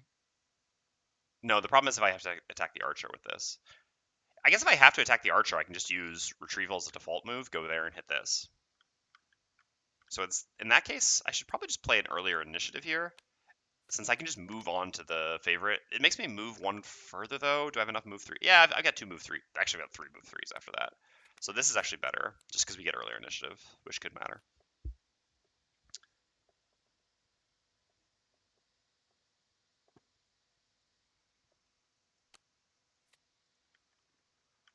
Hey, Marcel. All right. So do I want to heal this turn on the Voidwarden, or should I make sure that things die? Probably just heal this turn on the Voidwarden. We can just... How likely is it that we make it to 13 experience on the Red Guard?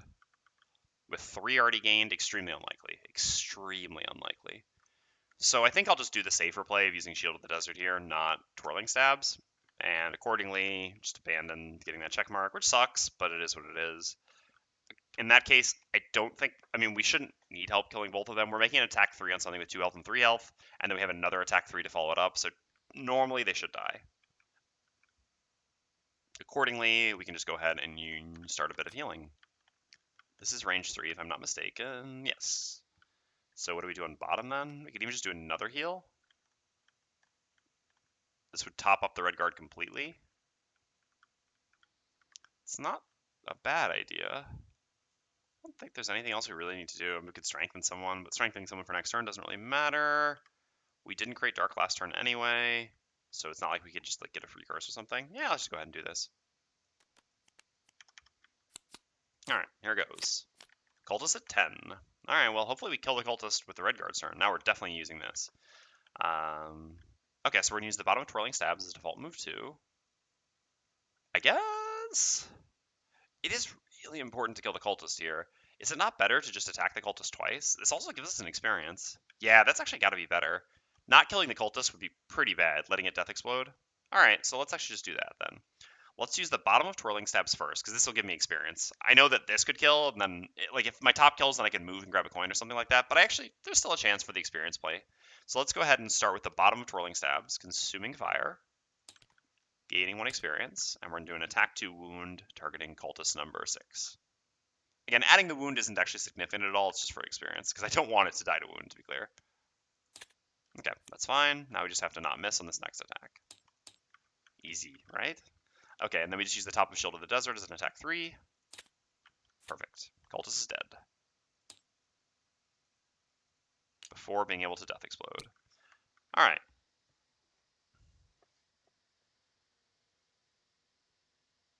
That's true, actually. Yeah, that's true. I guess the wound was risky if I get a -1. No, I guess the wound was never risky. You're right. Yeah, there was no risk. You're right. I don't know why I was thinking of that. I was just thinking of setting the wound on something that's like a ticking time bomb being theoretically bad, but with the way it interacts, you're absolutely right, Luna. That was just a silly thing to say. Regardless, this was mostly for the experience. I mostly counted on killing it there, but it's true that this way I was safe even if this missed. Good call. I don't know why I was thinking of that backwards. All right, so cultists are dead. So then we go with Hatchet. So Hatchet, we have to move first with the bottom second wind. We're just going to move to here. Again, we don't get the favorite right away, but that's fine because we don't really need it for this attack.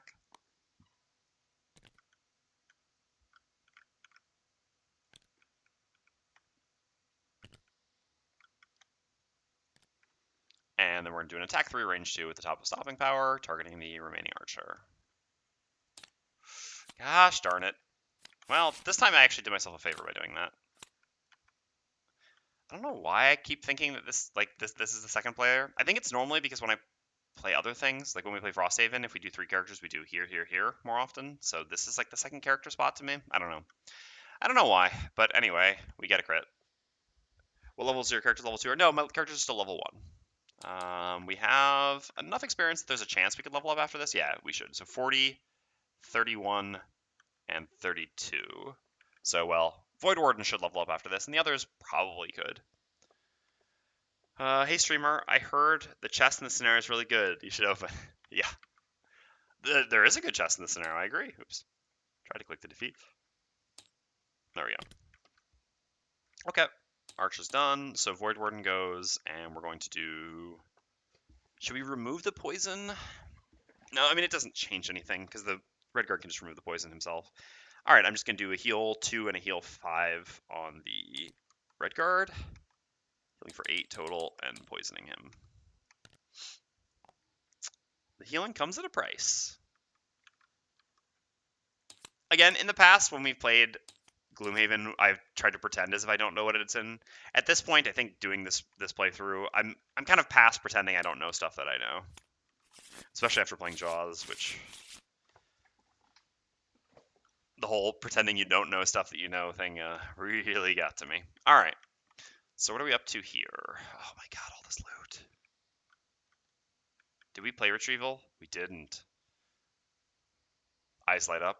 Huh. Oh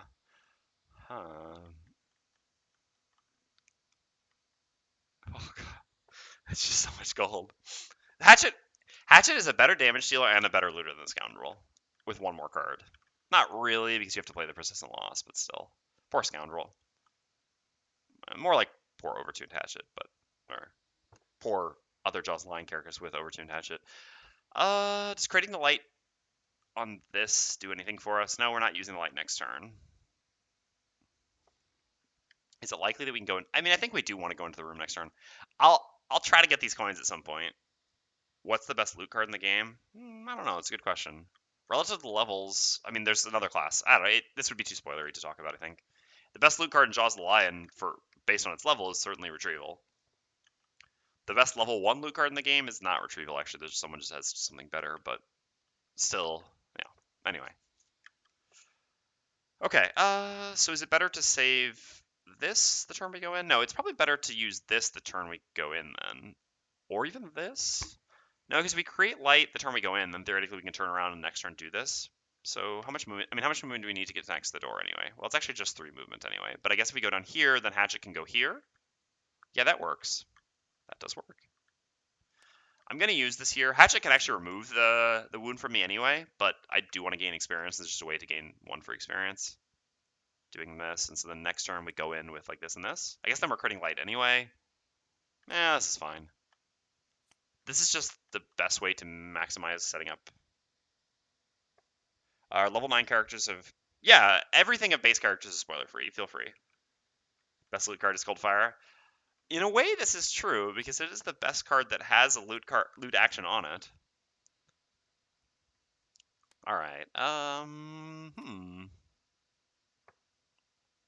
So I don't need to create wind this turn. I can create it next turn. There's some value to that. When I go in next turn, it's going to be with this. I mean, I guess I'm doing this. I think I'm actually missing 1 health myself. I actually really don't want to create Earth here, to be honest. I'm actually going to have to, but so be it. Yeah, we'll go in with this. We'll use this here. Mind Thief level 9 card with move plus loot plus this is pretty OP. Yeah, that's actually a very good loot card as well. Part of the point would be, my point against that would be, by the time you're level 9, you don't care about looting that much, right? I mean, you shouldn't play a character much more after you get to level 9. Obviously you can, it's up to you, but I think loot cards are... They're sort of Loot cards are exponentially more valuable the lower level you get them, I guess. Just got my Mind Thief level 9 digital last scenario. Cool. Pretty impatient test out. It's a powerful card. Have fun with it. Okay, so what are we going to do here? I mean, we can move... We could move someone, you say? Huh. Can we have it all? It would just be here. 2, 3, 1, 2, 3. It doesn't hit everything in the room. I don't remember where they're positioned exactly.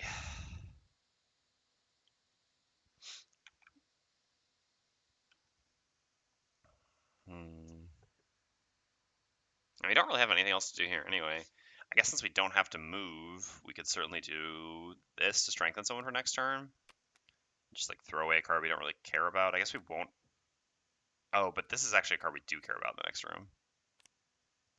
This I also don't really care about in the next room, so I think I can play this anyway. I think I'll just probably throw away these two and save this. This is my best way to deal damage that I have left since I've already played Gift of the Void.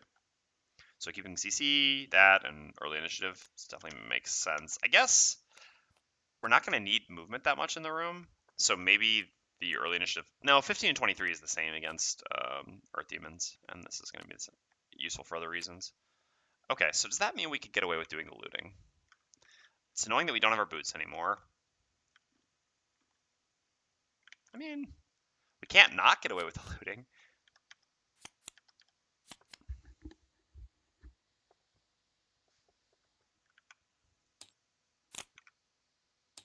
Red guard. We're going to heal ourselves, gaining 1 experience, removing the poison, and we're going to do a move 4. 1, 2, 3, 4 to here. Easy. Okay, then on the Voidwarden. Oh, I guess because we went before, we're never going to get to the looting. Okay, well, so be it. If we're here, 1, 2, 3, yeah, we get to the little room. I mean, this is probably safer anyway. Alright, we're just going to use one of these as a default move and the other one to do nothing. We can grant a movement to the Hatchet. Why not? Boom. Effectiveness. And us, we're going to just move and heal ourselves. I guess, is it that worthwhile to move and heal ourselves then? Is it worth having 1 health but having Earth for the Earth Demons? The answer, probably not. So let's actually just not do anything. Literally not do anything. Alright. What's your opinion on Flame Shroud top? I mean, it's fine, theoretically. So, it's 10 direct damage, which is not too difficult to get, realistically, on a level 1 loss, on a 10 card class. Like, legitimately, this is a fine loss. And also, it is actually quite good against some types of enemies. The biggest problem with Flame Shroud loss is that you just have to give up the bottom, which you never want to do. So it's not that I don't like the top. The top really is fine, and there are plenty of opportunities that I would find to play this if, again, it didn't cost me giving up one of my best bottom actions. I mean, my best initiative with a move 4 that sometimes gives shield and 1 experience. Okay, so in we go with this and this. Double light. It'll light it up. Yeah, the move 4 at 6 is really great. Yep.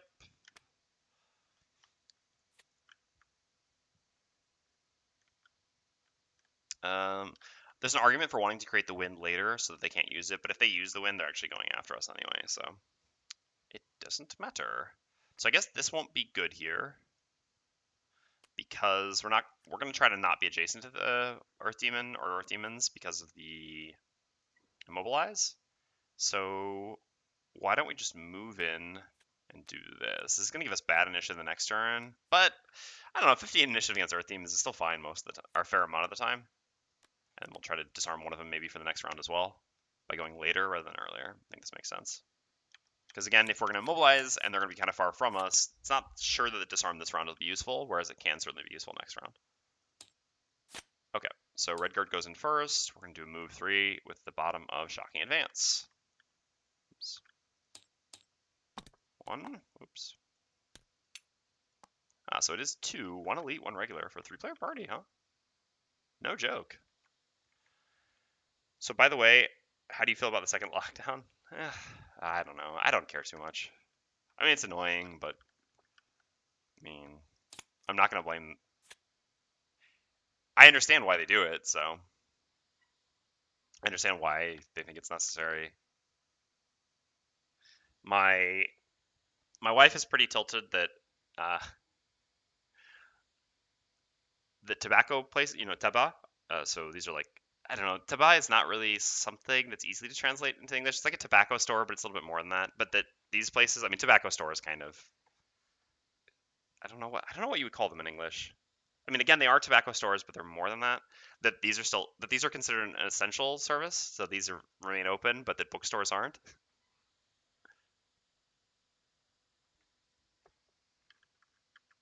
But anyway, I don't know. It's not a huge deal to me, I guess. I mean, it just sort of is what it is. All right.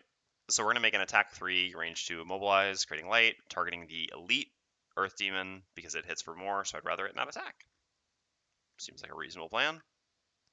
They're just doing sort of standard turn here. I could have created the Earth to get 1 healing, but I was just too afraid that they would do the multi-target ranged attack here, which would have been brutal. All right, so we draw. Sure. 2 damage. We've already created light anyway. No, we haven't. Double created light and create immobilize. I don't know. How do you feel about the lockdown? Okay, so now we have a move 3 that creates wind. 1, 2, 3 here to be in range of both of them, which is why it was important to come a bit closer. Not if we got in the loop, we wouldn't be able to hit things, so it's best that we did do this. It's not like these are a pushover. Create wind, and we can do an attack 3, range 3. So we don't have follow through anymore. So once we put the favorite in something, we're not doing great damage anymore. But at the same time, is there any argument for saving the favorite? Probably not really. I think I'll actually hit the regular because it's actually going to come up this turn, so it'll be closer. It's easier to pick up the favorite from it. Plus, I can kill this more quickly with the favorite and then pick it up and throw it to the next. So I will use the favorite here. So this will be an attack 6 targeting number 1. 5. Just hoping that my French/American girlfriend will be able to come back early next week. Ah, yeah. Fair. I also, I think I closed it, but you might appreciate this. Hold on. I guess if you're on the French subreddit at all, you would have already seen it. Hold on.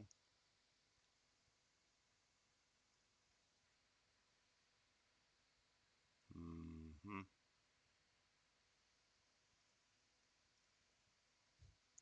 I found this funny this morning. I shared it with my girlfriend, or sorry, my wife. I said girlfriend because you, who also appreciated it.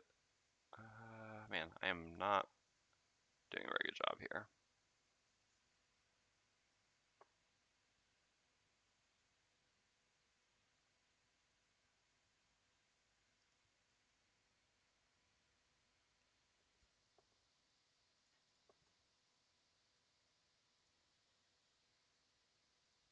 I think this was from the previous lockdown, maybe even, but here. There you go. Like I said, I found that funny this morning. Okay, so we did 5 damage here. Already did it, and the favorite is now stuck in this Earth Demon.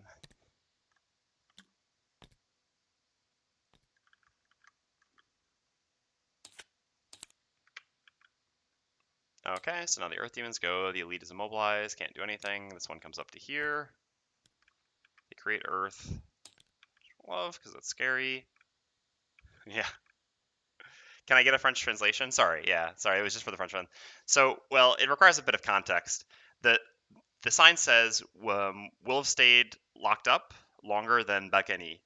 Balkany is was a mayor from a but sort of as like a family as well. A mayor from an area just outside of Paris who did a lot of illegal things basically and did get condemned for it, but basically sort of started pretending, well, all right, started accentuating some physical ailments in order to spend less time imprisoned, despite, like, anyway. It's kind of a long story. Lune can probably give you a better summary of it than I can because I don't want to talk about it for too long. But yeah, it's sort of something a lot of French people like to laugh about. In sort of like because French people I think are very good at laughing about sort of I mean, not sad, but like sad as in like pathetic things, like embarrassing things, I guess. I mean, the French sense of humor about things like this is quite good, and so this is like the Balkany family. I mean, which is mostly him and his wife, is kind of a a running joke a lot of the times. And yeah. So anyway, it's because I think they were just he was given like 5 months or something. Basically, he was given I think 5 months for crime. I mean, even to begin with, maybe, or maybe he was supposed to have longer than that. I don't remember. It's been a little while since I read about this, probably for my own sanity.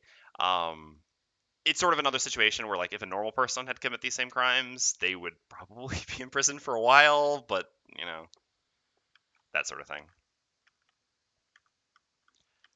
Okay, so the Earth Demon will attack the Red Guard.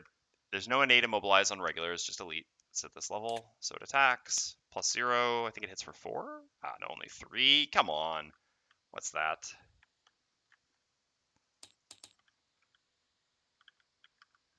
Anyway, it's sort of an inside joke to French people, I guess, is the reason why it's not really funny to other people, even after giving an explanation. Sorry. Okay, so Voidwarden goes and uses a move 3 on the bottom suggestion. And we'll go to here. Not the spot I love to be in, but I really would rather disarm the elite Earth Demon rather than the regular. Because obviously the elite is just more threatening. And we might even be able to kill the regular early next turn. So we'll disarm you for next turn. I could move you one. Not sure that that's really useful. We don't have fire. I mean, I guess there's no reason not to. This makes the red guard like multiple of the multi-attack things work a bit better. Actually, we have light for twirling stabs too. So yeah, sure, let's move him there. Let's move him up. They have 2 movement anyway at this level, so it's not like we could kite them that easily. Okay, and so now we're going to do these 2 cards at our earliest initiative, which is sort of Voidwarden early. Huh. Yeah, I mean, I think at this point we just have to let this go. We don't have fire now, and I don't have too much of an expectation of being able to keep this to the last room. We're gonna have to fight for a bit in here, and then we've got to move a long way. So I'd rather, like, if I lose my move 4, it's kind of a disaster compared to losing this, which is a minor annoyance, but something has to go. Okay. Do we use this opportunity to long rest? No, we should be able to long rest when we run from room to room. That'll be a better opportunity to long rest than this right here. I really don't want to lose that. At this point, I'm pretty fine with losing my AoE combo. I think there are actually few cards in my deck I care about more than Center Mass at this point. I guess basically just retrieval. So let's pay 1 life and reroll here. The life cost isn't super significant here. We'll have time to heal from room to room. Okay, yeah, that's fine. I mean, we lose a move 3, but Center Mass can also be a move 3. We're doing alright in terms of move cards. Lose an early initiative. That's not nothing, but... Okay. So, yeah, Voidwarden's all set. So for us, twirling stabs. I think the earliest, I'm pretty positive the earliest initiative for Earth Demons is 40. It's been a while. It's not been that long, but I do believe this to be the case. So I think I can get away with using this on top and then just doing some direct damage on bottom. Especially since one of them is disarmed, I don't really need shield this turn. If I do the fire, no, I don't have anything to benefit from creating the fire really anymore. I guess creating the light is probably more valuable. Same time, the immobilize is, I guess, a better top than the pull. Yeah. Yeah, the immobilize could actually be a pretty good top, but I'm not sure how much I actually care about creating the shield. And similarly, if I want a shield from fire, I can get it here. So yeah, let's do these 2 then.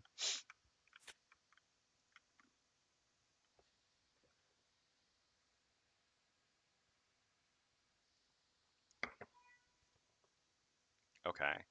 So, I mean, the AoE combo is never really getting better than it's going to be right now, because there's just 2 enemies left, and one of them's probably dying after this round. So we might as well use it here. I mean, this is still an attack 2 on 2 targets, and the muddle here doesn't do nothing. So I think this is reasonable, and again, it's only getting worse from here out. So I think it definitely makes sense to play it right away. Okay, let's go. Yeah, 79, sure. And they're even going to get minus attack from the wind, which we're not going to use, so that's fine.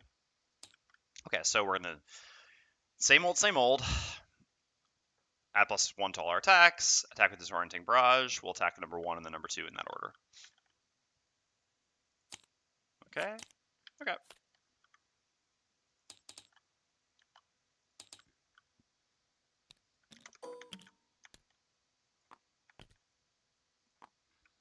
Not that model matters, but just to be a completionist or perfectionist. So now we're going to use the top of Twirling Stabs. Definitely makes sense to attack first so we can potentially loot afterwards. We're going to gain 1 experience. We're going to consume the light. And we're going to make an attack 3, target all adjacent enemies. We'll do the bottom to top. +2. Oh, okay. Okay. So this is just dead. And we got a +1 here, so we do 4 here. Would have rather that the other way around, but certainly not going to complain. Still am going to complain. All right. And then I'm going to create fire, do a loot 1, and 1 damage to all adjacent.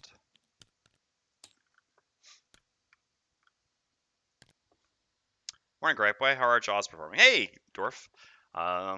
We're chomping at the bit. God. Oh no. We're doing quite well.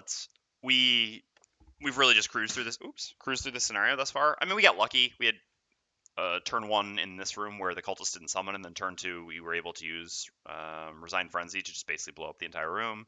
Now we're fighting Earth Demons. We got pretty lucky, I guess, with the initiatives in the first room too. That was terrible, and you should feel bad. Yeah, it was terrible, and I do feel bad, in all fairness. Okay, and so what are we up to here? Let's get the Voidwarden going. I guess we're not going to stun ourselves. I could go up and poison him, or I could do a bigger attack right now. I mean, the poison will actually add more damage. Basically, it's like an attack 4 advantage right now versus an attack 3 poison. Theoretically, if we put him to 8, the attack 3 poison is probably going to do 2 damage, whereas an attack 4 advantage is probably... I mean, advantage is not +1 damage at this point. That being said, though, this gives me an experience, which I like.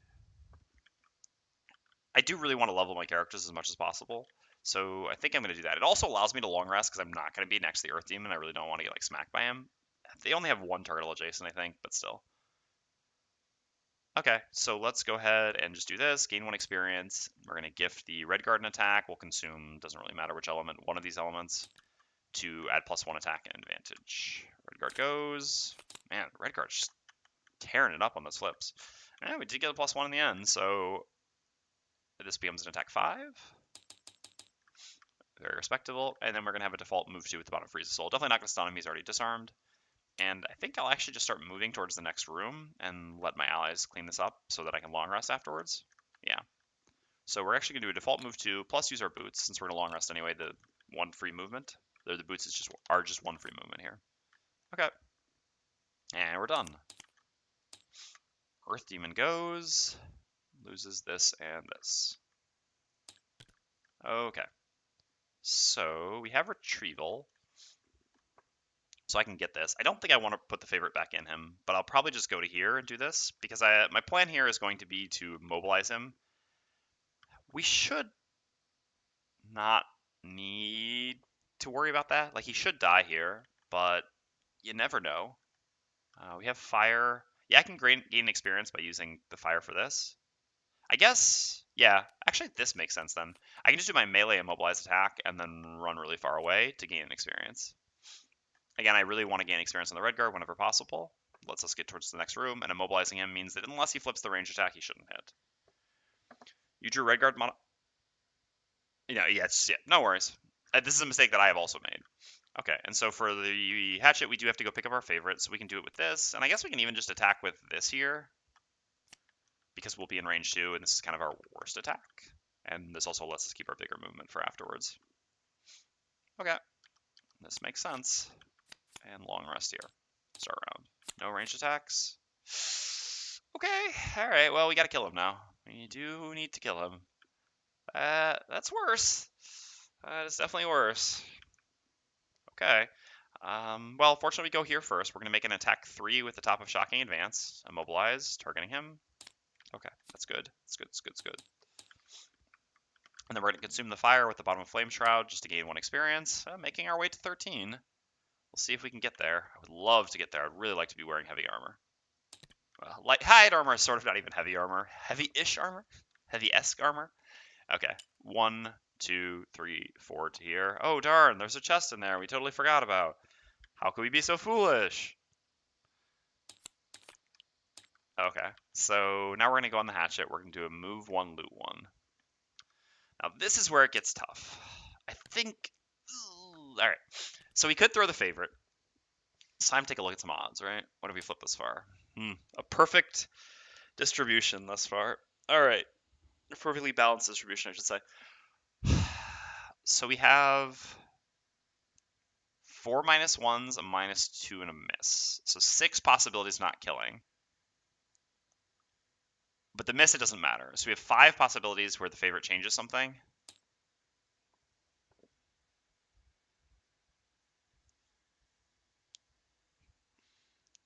So it's 5 out of 17.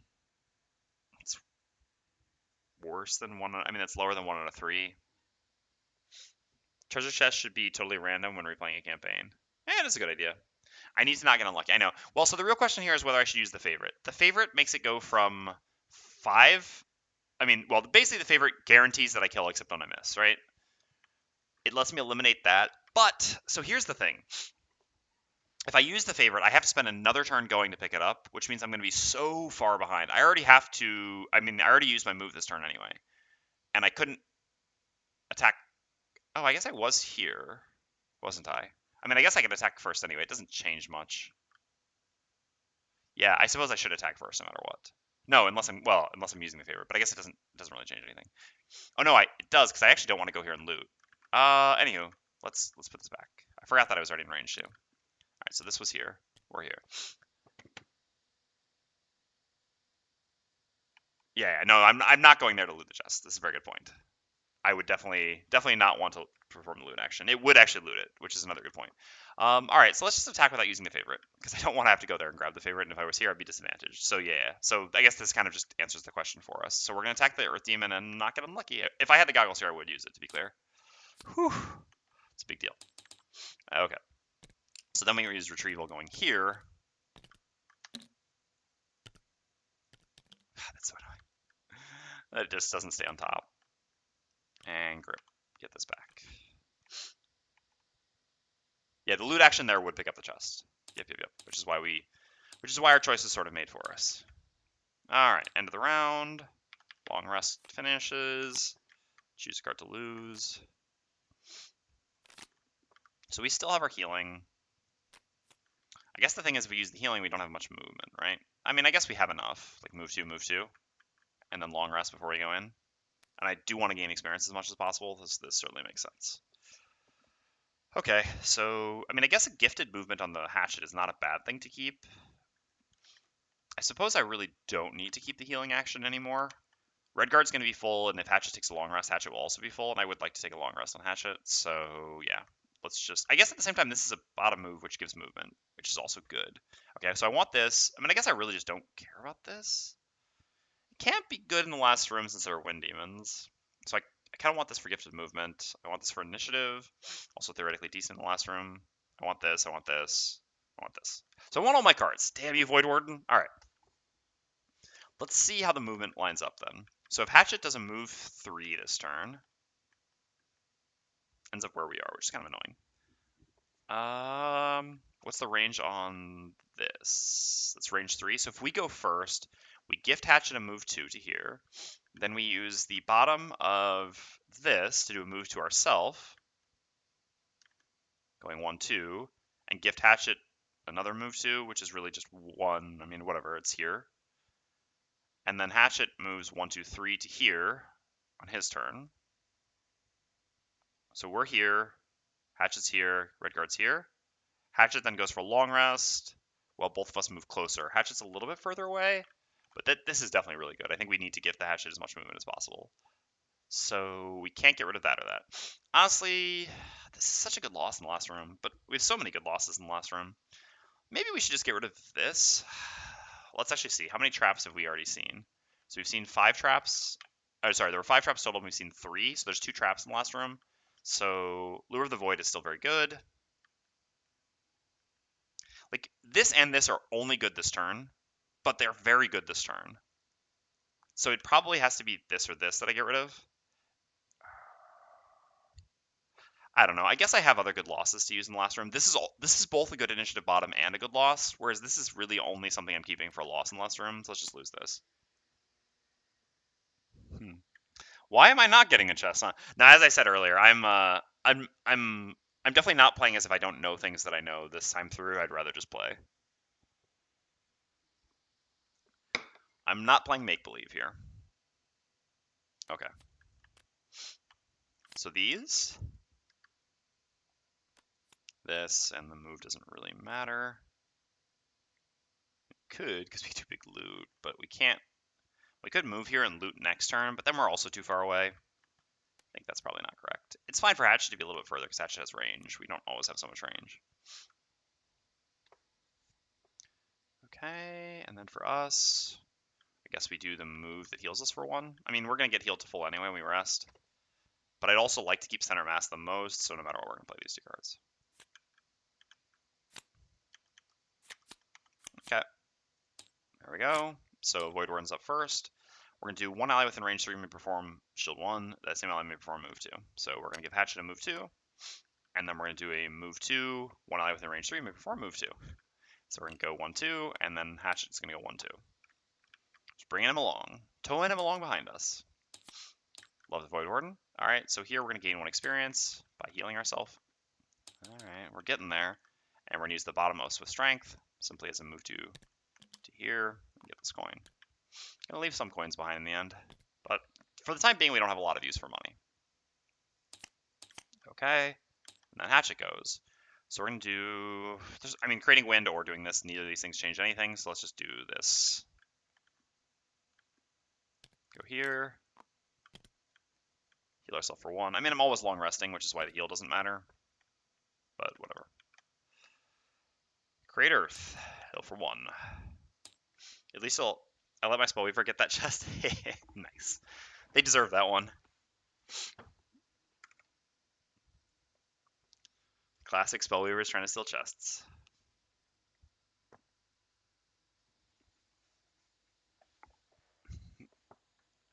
He rode the wind all the way down there at the end of the snare to get. Oh, that's amazing. That's great. I love to hear that. Because that is, like I said, that's the classic Spellweaver move. And couldn't have had a more fitting end.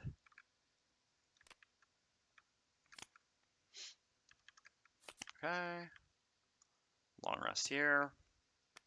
As for us, just cruising on towards that door. I guess we can generate 1 free experience if we want to here. Could also move to the coin here to get a bit more money. I'm not opposed to that. I think that's probably reasonable. Just using this. So then what are we doing the turn we go in, I guess, is the issue. Not a whole heck of a lot, because theoretically we're going in next turn. I guess we don't have to go in next turn.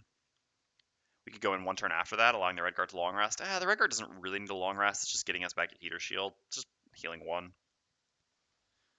I was never going to tell him not to. Hilarity ensued. That's great. That is a great moment. I love great Gloomhaven moments like this. So I guess the turn we go into the room, we're most likely going to want to use this top, and theoretically, I guess this bottom then. So let's just go ahead and play these 2 cards, I suppose. Again, I'm doing this because this allows me to just generate 1 free experience on top, which is not nothing. Okay, so red card goes, which doesn't matter which card we play. We're just doing a default move 2 here. Going to there. Voidwarden goes. We're going to do a default move 2 as well. We even get to create Dark here. We're going to gain 1 experience. We're going to use the top of Wicked Scratch. 1 ally within range 2 may perform attack 3, and we create Dark. So, 1 of you can perform attack 3. Doesn't matter. Why do you get the free XP? Because I perform this action. So, to be clear, if this were, like, all right, imagine for a second that this line of text didn't exist here, and this was just an attack 3, create Dark, 1 experience. You wouldn't be able to do this again in experience because you have to perform an attack. But the action here is actually granting someone the ability to perform an attack. It's not actually performing the attack yourself. So I can grant someone the ability to perform an attack without them having to have someone they can attack. Do you understand? Just like I could grant someone a move and they don't have to move. The action you performed is the granting, it's not the attacking. So I can still do this even if no one can attack anything.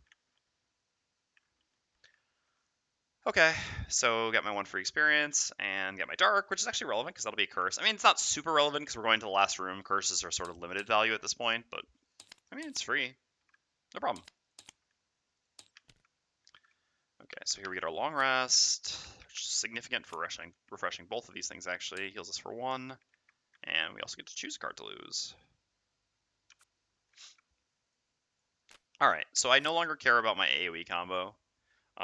This actually does direct damage on bottom, which can be very useful since there are going to be wind demons in the last room. Normally I would actually keep this because it just gives good initiative and can add 1 to an attack, but I think with a room with wind demons, this bottom, basically like this top doesn't matter anymore, and this top never really matters.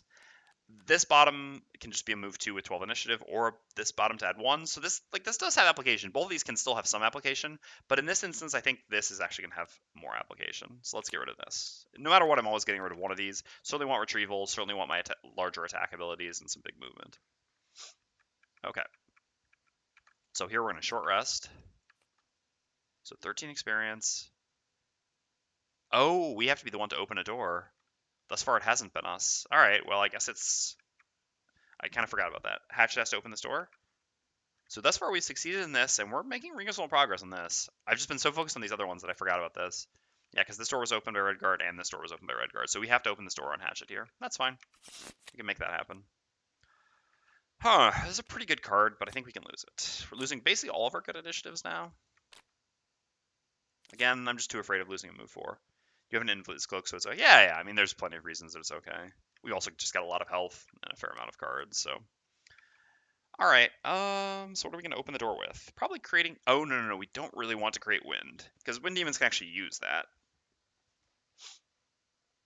Oh, the rest we can't move 3. We would have to use our boots, and I really don't want to use my boots here. Well, I guess the wind demons are going to get their shot at using our wind then, so be it. And we're just going to attack with this when we enter the room. Because I need a move 3 to make it to the door, and I'd rather have the 3 plus the optional 1 from the boots, rather than just like be forced to use the boots to make it to the door, and then maybe not have range to either attack something or attack something that I want to attack. Okay, so we're going to go with this, and that's... Can I do better? I can't. I actually don't have a better initiative. So here the card I would actually love to have is Second Wind right now. This would be perfect to give me a move which doesn't create wind and lets me go before the Voidwarden. Because I can't go at 23 on the Voidwarden. If I do, I won't be able to do anything because I need to let Hatchet open the door. Like typically I would be able to make this work just by gifting Redguard an attack, but unfortunately, the point you just made about the boots is really annoying on digital. It's so annoying on digital. I agree completely. Agree completely.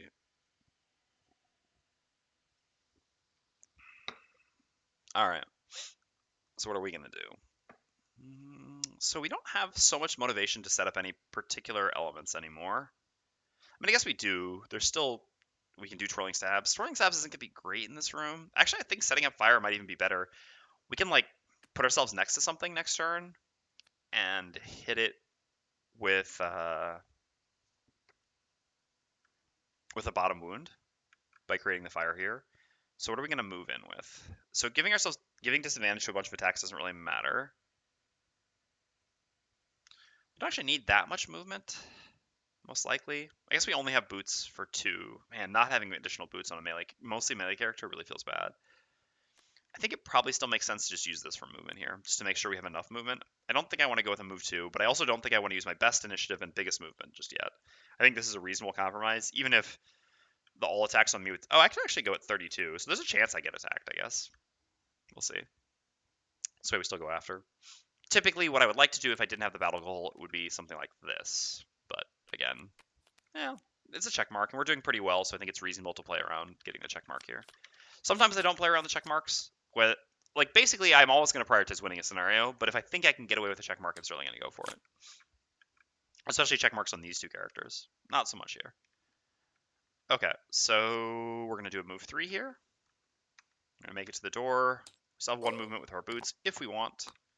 An elite wind demon. Man, good thing this is not +3 difficulty. We would get destroyed in this room. All right, we create wind no matter what, unfortunately. We still have 1 more movement, like I said, so let's draw. And draw.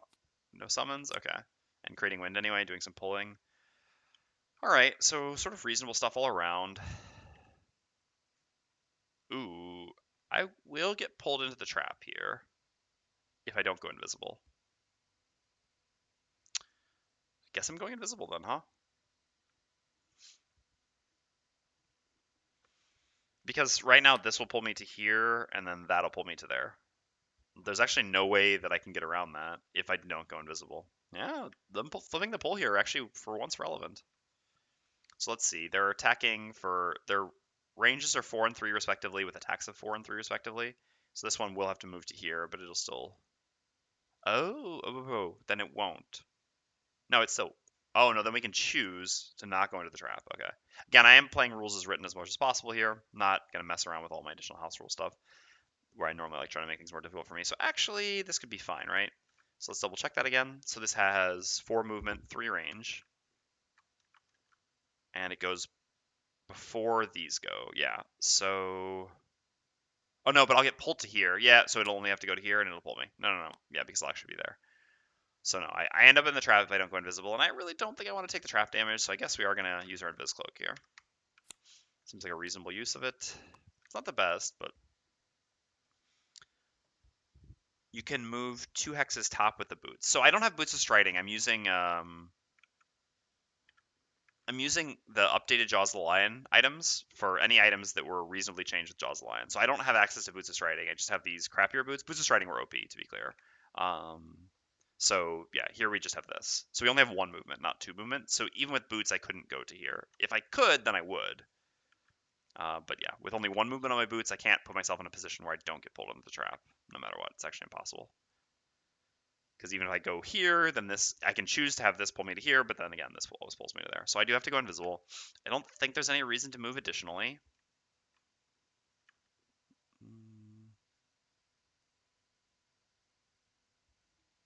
I guess, no, because saving, Can I like stop the cultist from getting a free attack off? At the same time, the cultist is attacking for, the cultist has 2 movement, 1 attack. I mean, do I even care if he attacks?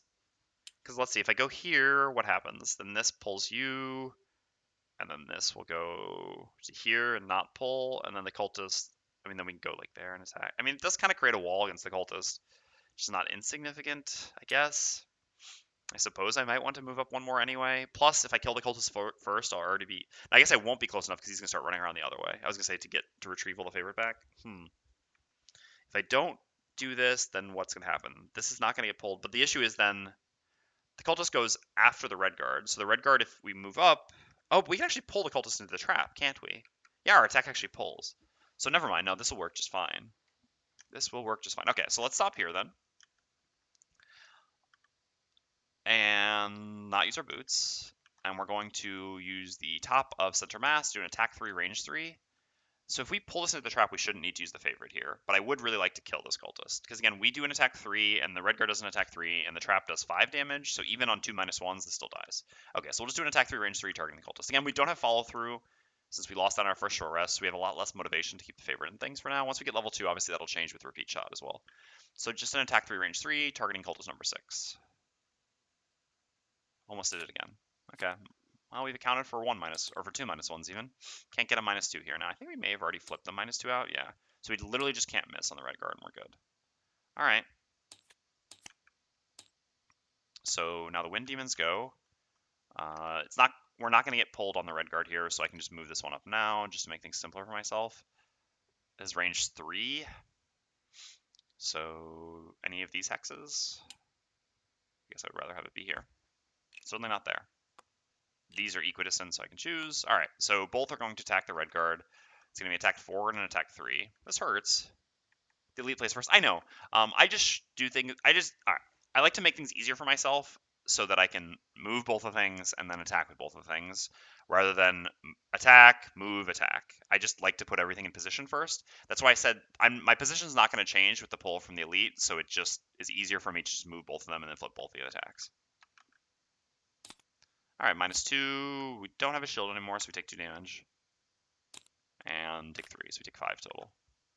Not an insignificant amount of damage, but we have a healing potion, so we should be okay. I think we'll probably use that right away.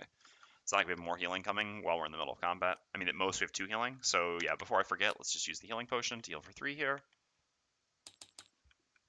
And then let's do the bottom of Healing Sands to do a move 3. I suppose I would rather be here than here. Being here makes me already adjacent to the Wind Demon, which allows me to get the wound on it next turn, just like I want to. wanted to since that's why I'm setting up the fire. So yeah, this makes perfect sense. So we go there, and then we use the top of Flaming Sickle.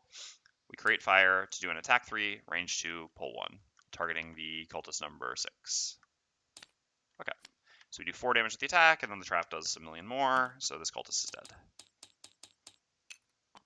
Here. Okay, well, that was good. Making use of these pulls in this scenario. This scenario was set up for the red guard, huh? Alright, so then the other cultist goes, it has -1 movement, so only 2 movement. So 1, 2, like so. And then the Voidwarden goes. So we're going to do a move 3, where there's no ice, there's really no reason to use this, where we consume the dark to give them a curse, I'm sure. 1, 2, 3, like so. So yeah, we do get to give them a curse no matter what. This is monster curses down here. Oops. Sometimes the things just get like stuck on top of each other. Yeah. All right. And then we're going to use the top of Gift of the Void, creating dark, doing poison, range 3. I mean, killing the cultist first is good, but it's also really good to get poison on that elite wind demon. I guess we're about to short rest anyway, so we can just do it again next turn. Yeah, let's focus on killing the cultist first then. Okay, so we're going to do poison on the cultist. So we do poison range 3, targeting the cultist, and then we're going to gift one of these two an attack, where they have to suffer some damage. What have you drawn already? So your deck is skewing very slightly positive right now, and your deck is skewing slightly negative right now. Alright, so yeah, let's gift the attack to Hatchet. I mean, I guess the argument for doing the Red Guard's deck is the deck is smaller, this attack will be with advantage, so you have a better chance of either avoiding the miss for the future or getting a crit. But no, I still think just getting better damage is more valuable here. Our decks are still too big, I think, to do things like that, even with 11 cards left. So yeah, Gift of the Void, poisoning the cultist, also the life on the red Hatchet is less valuable than life on the Red Guard. Standard campaign with Jaws classes? The Hawk? Yeah, it's super fun. Jaws classes are great, and standard Gloomhaven to me is more fun than the Jaws campaign. Do you throw the fave? That's a good question. That's a very good question. Let me blow my nose quickly. I think not, but hold on.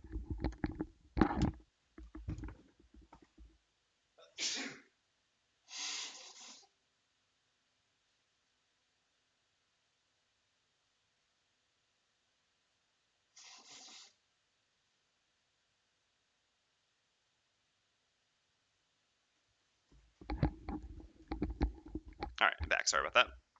Yeah, Thermos, to answer your question, merci. Yeah,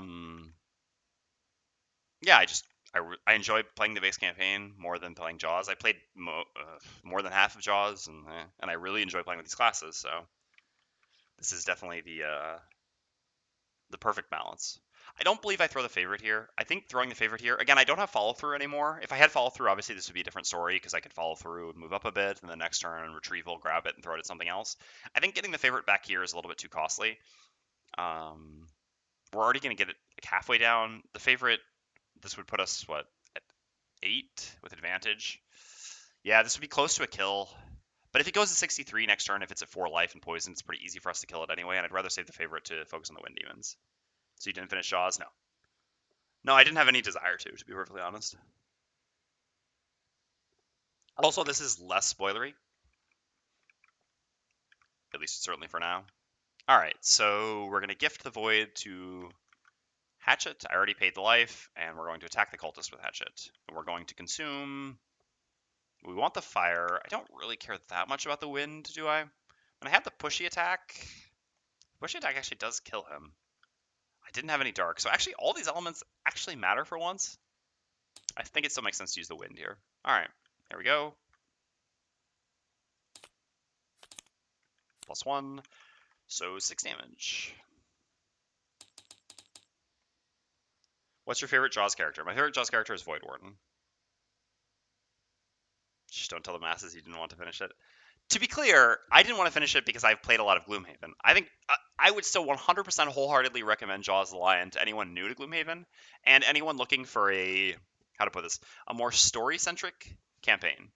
I think like people who wanted a more unique and story-centric mini campaign, Jaws is great for them. That's not really what appeals to me about this game. I mean, Themris knows this. because it's like, yeah, it's like more linear and story driven. I think is a good way of putting it. I just like the tactical combat, and base Gloomhaven is, I think, the best version of the tactical combat to date. So that's why this appeals to me more. Jaws Line scenarios were too. There were too many scenarios that were about things other than combat.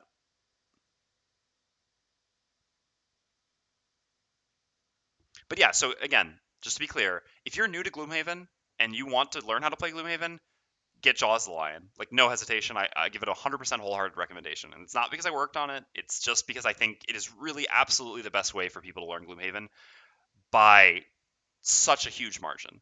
Um, but for an experienced player like me, the classes are the most interesting part. Frosthaven will have fewer kill the thing scenarios too. I know. Um, which is already something that, I mean, you saw the discussion, I'm sure, in the Discord about this, actually. Hey, Celadon CH, welcome. Thank you for the follow. Glad you're enjoying the stream.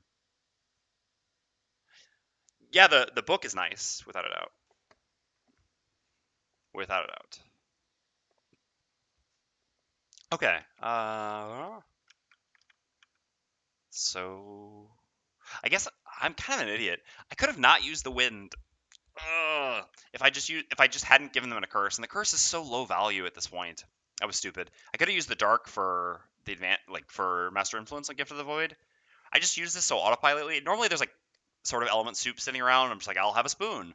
But here the elements actually mattered for everyone. So I think that was actually probably the best thing to do was to leave the wind. Because we do have the push attack, yeah. The best thing to do would have been to leave the wind and to use the dark on Master Influence Gift of the Void rather than using it for suggestion one curse. Because again, one curse in the last room with 16 cards left in their deck is going to be worse. Okay. Short rest. Sure. Again, I really don't want to lose Gift of the Void here. I'm going to need that poison to kill this elite wind demon. The issue is that Gloomhaven is more time consuming than Jaws. It's hard finding the time, especially when it's a 4-player campaign. On top of that, we'd rather skip a weekly session instead of playing at 3. Yeah, I understand. Oh, Jaws is definitely less time consuming than Gloomhaven, and that's a positive thing as well, I understand. But again, for me, this doesn't matter so much. I don't mind spending hours and hours playing. I'm loving it. Okay, so new round. What are we up to?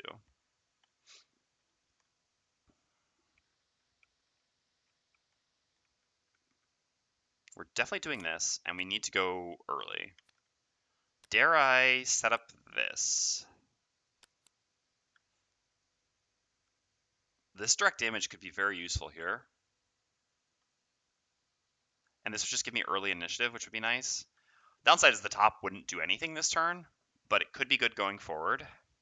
I really, really, really, really, really have to play this bottom, and I really, really, really want to do it before the Wind Demons can go. I'm just afraid this top also just doesn't really do anything, in truth.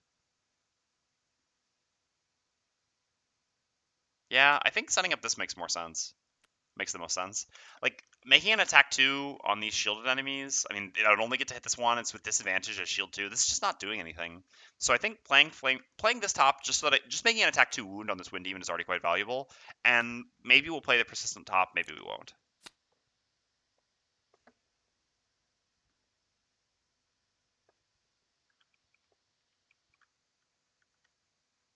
Okay, so we no longer have wind, so we're definitely not doing this. We should probably be the one to finish off the cultist ourselves. So in that case, I just need to move into the room and attack with this. I could use this loss here for some direct damage. It's annoying that they're not quite clumped up. I could just go here and do a bunch of direct damage to this one, though. I mean, these have the same amount of shield, so direct damage and just finishing this off isn't such a bad idea. And that also lets me get into position to use stopping power to attack the cultist, and we still get to go before the cultist can summon, which is the most significant thing. Also, by moving further into the room, it makes it easier for us to be in a good spot to use the favorite afterwards. Like it.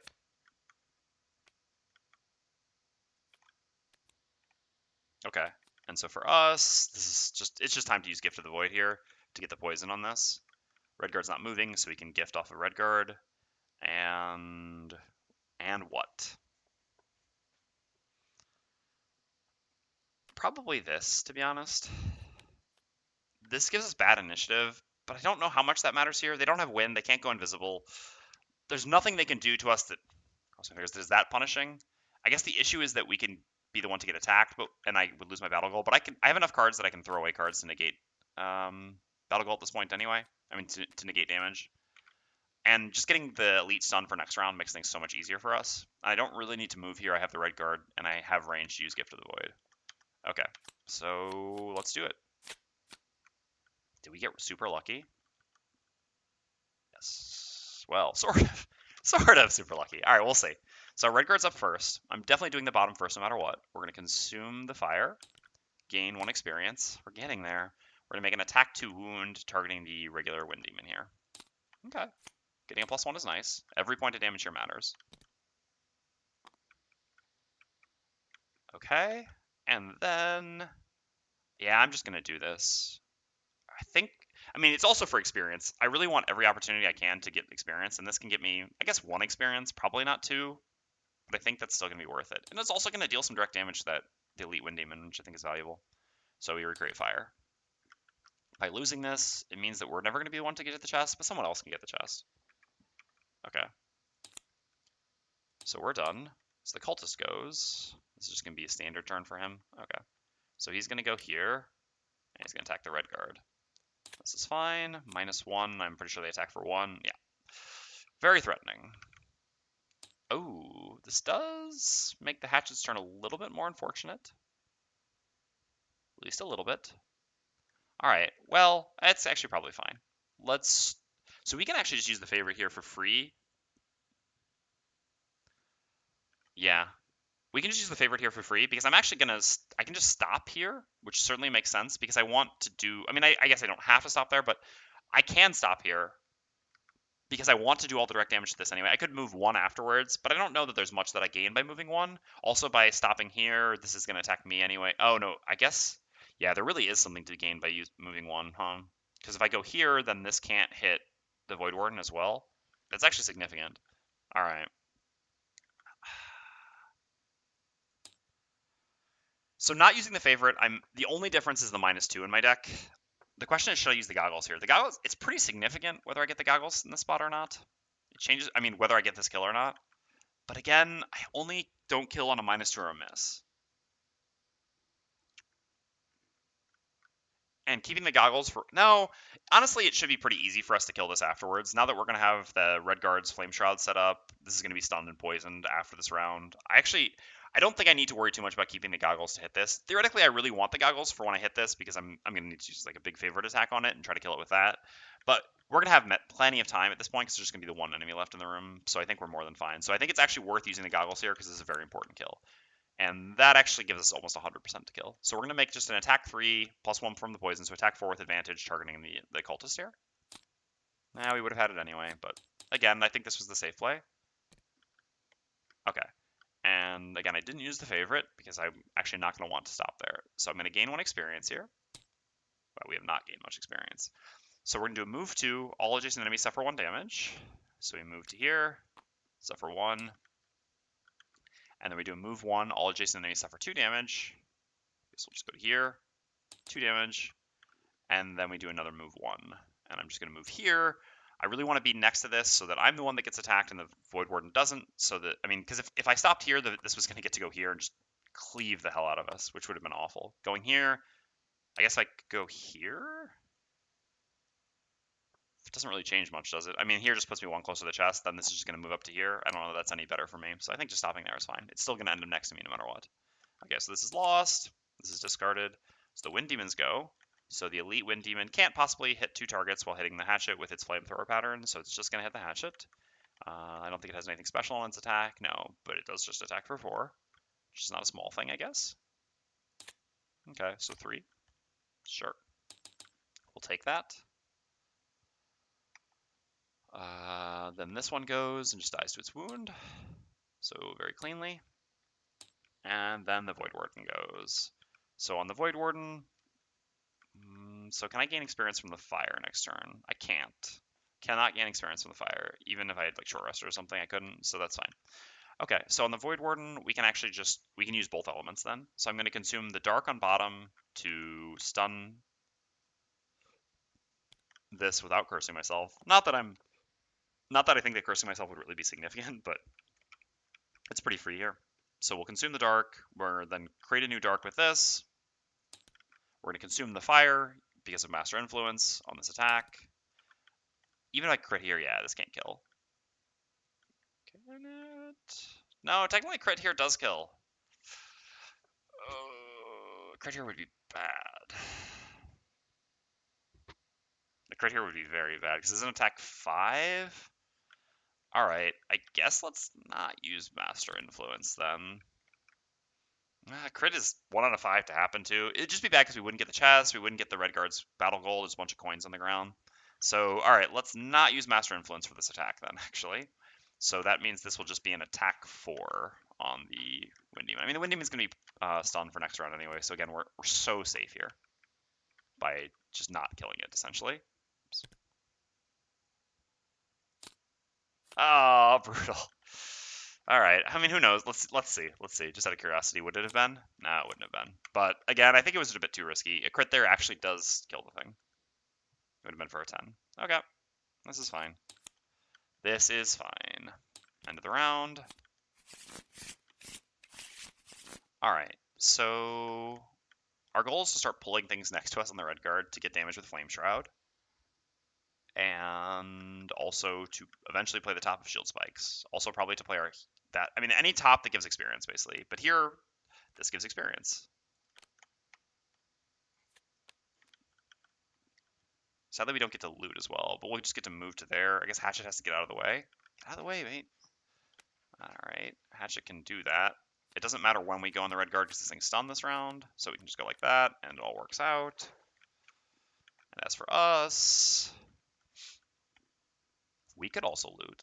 No, probably not necessary. So what can we do to help our allies with what they're doing? Not a whole lot. I guess the best thing we can do probably is just to disarm the Wind Demon as late as we can go here. And I suppose we can move. No, I think Hatchet getting the chest makes the most sense. Gold is just not very valuable on the Voidwarden, and Hatchet could still use the piercing bow at the very least. All right. So this, and then for a bottom, doesn't matter too much, does it? I mean, I guess strengthening someone for next round, since theoretically we might try to kill next round. But at the same time, if we're trying to kill next round, I'd rather just have that. So let's just play this. That we can go early next round and make an attack with Wicked Scratch. Get that Wicked Scratch. It works both ways here. Okay, so Wind Demon at 21 just loses its stun. Hatchet's up next. So I've got to move 1, loot 1. I'm going to start by just punching this thing. I'm just going to do a default attack 2 on the Wind Demon. Okay, so this does 1 damage because of the poison. And then I'm going to use the bottom of Retrieval, use my boots. I'm going to go to here, 1, 2, and loot both of these. So I get this, and I loot this. So spoiler warnings. I mean, this is kind of inevitable anytime we do scenarios. We're typically going to be spoiling a chest, but fair warning, we're going to spoil chest 38. You've all been warned. Chest 38. Last call. Just 38. Okay. Oh, God, darn it. Being able to press numbers to toggle the states was so nice in the other mod. Ring of Skulls. Item, or design. Item 123. So we're unlocking item 123. So let's quickly change this.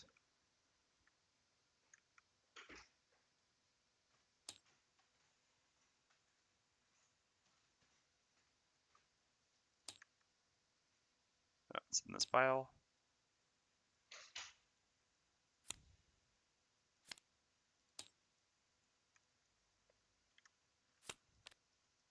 I don't know where it wants us to put stuff like this. I'll just put it off to the side, I guess. All right.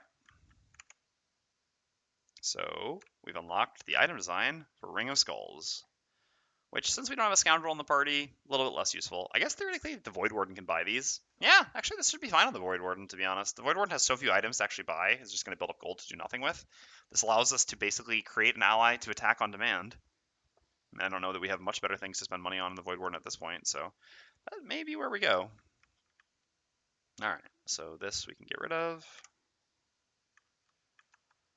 And we already grabbed the coin. Okay, so Hatchet's done. Voidwarden goes. So as the Voidwarden, we're going to do a move to, and then an ally may move to. So we're going to move here. So what is this? Anytime enemy enters a hex adjacent to you. Yeah, alright, so that's interesting. Not really a lot we can do about that. So we can just move the red guard here for now, which just allows the red guard to, I don't know, do 1 direct damage to it if we want to. Yeah, that's fine. And so we get this coin.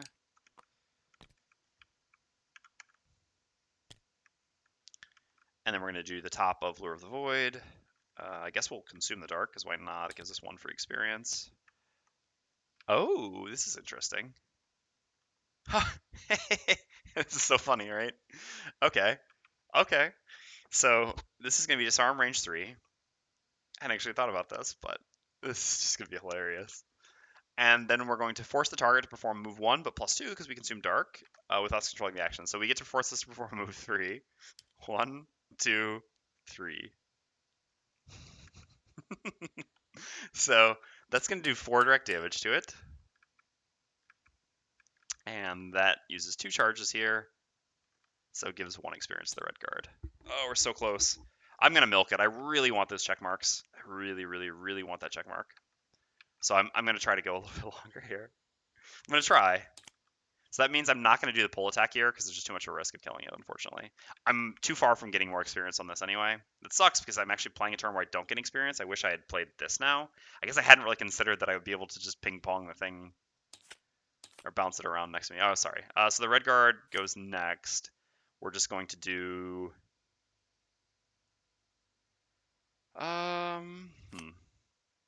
So is there any way I can gain experience on bottom? No, I have no way. Yes, with fire. But I can't create fire with these 2 cards. No. Can you move them in a circle around you in theory? There's obstacles here. Yeah, theoretically you would be able to move it in a circle. Yeah, that's true. I could have done it 1 more time. I could have done 1, 2, 3. Yes, that's actually a good point. I hadn't actually thought about that, but that would have worked. I mean, there being obstacles here doesn't actually matter because this is flying anyway. But yeah, or I could just like 1, 2, 3 like this. That's actually a good point. It doesn't need to leave next to me. But I don't really want to have done more damage to it than this because next turn it can move next to me and take 2 anyway. I think keeping it at 3 is better than keeping it at 1, regardless. And again, 1 more charge on this isn't getting me experience. But yeah, you're right. I hadn't actually considered that, so that was a good call. All right. So again, here with these 2 cards, I guess I'm not really doing anything. I'm just going to move onto these coins. I don't want to perform the loot action because this would deal 1 damage to it, and I don't, like I said, I really don't want it to be at 2 because that gives the possibility of not successfully completing what I really want to do here. I know this isn't the most exciting thing in the world, but I really, really want this check mark on the red card. I'd like to be able to wear some armor. So I'm going to try my best. I'm going to try my darndest. All right, so short rest here. Sure, that can't give experience, so... I mean, we get the experience in 2 turns guaranteed at this point, with this top plus this top, so we're just going to do that. Why would loot action do 1 damage? Sorry, so the loot action is this. It's loot 1 and all adjacent enemies suffer 1 damage. So it would have done 1 damage. I guess I don't have to do that, that's true. But that's actually an optional thing. So I could have created light by staying here and just looted. So you're right. That's also something. I'm kind of going through this part as quickly as possible because it's not super interesting, but that's causing me not to be super focused, I guess. Theoretically, I could just not do the all adjacent enemies suffer 1 damage and just loot. This would just allow me to stay here instead of going here and create light, but neither of these things really matter, so whatever. All right, here we're going to short rest just so we can keep picking up coins. Sure, I don't really care about cards at this point. So I don't want to kill it this round. I have to wait 1 more round. So next turn I'm going to do this and I guess this. So let's just do this and this here to get another coin. Okay, as for us, we need to do this and this over the course of 2 turns. The other card we do doesn't really matter. Yeah. It really doesn't matter. All right. I mean, there might be something to consider with this, but again, I'm just trying to speed through this. And here, we're just going to play some cards. I think this is fine. Okay, so Voidwarden's up first. No, yeah, I disarmed him for next round. So there's no win for him to go invis. So on the Voidwarden, I'm going to... yeah. I'm going to do a move 2 with the bottom of Signs of the Void, just as default move 2. 1, 2 to here. And then I'm going to use the top of this, gaining 1 experience and creating dark, gifting the red guard an attack, which I will not use. Again, because I do not want to kill it just yet. And going this way can get me to one of these coins. Alright, so the red guard's up. So I'm going to gain 2 experience by activating shield spikes. Now, every time an adjacent enemy attacks me, they suffer damage equal to my shield value. And then I'm just going to do a move 2, and I think I'm just going to move... So what is this up to? Is it moving? Yeah, it is. So letting it move next to me here is fine. It'll just suffer some damage for free. So I guess I'll just go like this to here, because then it'll go here. Okay. And Hatchet, I'm going to do a move 1, loot 1, just to here. All right. And then the Wind Demon goes, it's disarmed, so it just moves to here. Because it enters a hex adjacent to the red guard, it triggers another instance of Flame Shroud, which has been quite reasonable against this enemy, and does nothing else. Okay, so short rest. Actually, I really want to keep that, because this is just a guaranteed way to execute the enemy, so I'll reroll. Sure.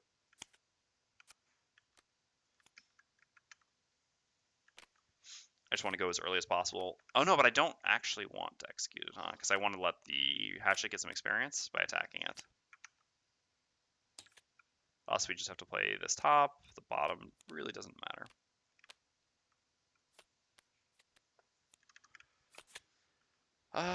Okay, so I guess I can do this later then. And then the action I play with it really is pretty insignificant. Play this anyway. And just go after. I guess I can play this, because this allows me to have a slightly earlier initiative, going at 43. I think Wind Demons actually have a 43 card, which still allows us to go after Hatchet, but kill it if we want to. Any move 2 works because we've got our boots. This gets us an additional coin. All right, hopefully the last round. Like I said, they do have a 43. That's funny. Okay, so red guard's up first. We're just going to heal ourselves, gaining 1 experience. I think the heal actually does something, and we made it. We are allowed to reroll short rests. Yes, that's a very important thing to know. Anytime you do a short rest, well, all right. The first time you when you short rest, the first time you lose a card to the short rest in that round, you may choose to pay 1 life and to draw another card with the 1 card you've already drawn set aside. So you can basically reroll 1 time by paying 1 life or suffering 1 damage. To be clear, this is actually damage you can mitigate by losing cards as well, which is sort of humorous. It's an easy way to get under a certain hand size at the end of a scenario, but that's not super significant here. Okay, so we did that. No reason to attack. Again, I'd rather let the Hatchet get the attack, and no move 2 is getting me anywhere, so that also just doesn't really matter. Hatchet's not going to get to this coin, which is a little bit annoying. I should have actually gone after Hatchet. I'd get 1 more coin here. Well, too late. I've milked it enough. All right, so Hatchet, we don't have range. I can't imagine not knowing that rule and playing the Spellweaver, for example. We're going to gain 3 experience here no matter what, which is good because Hatchet has been low on experience. So that's why I was pretty happy to do this. We do a move 3 jump. Doesn't really matter. We can't go to a coin, sadly, because we won't have range. So we'll just go like somewhere like this. And then we'll do this attack 6, targeting the Wind Demon. I'll throw the favorite for good measure, turning this into an attack 10. I won't bother putting it up there. All right, here we go. Miss? No, no miss. All right, so this is dead. Whew.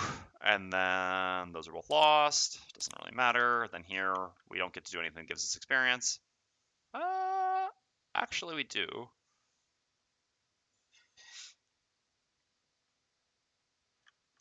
But I'd rather get a coin, to be honest. We'll just do a move 2 plus our boots to get a default move 2 plus our boots to get to a coin.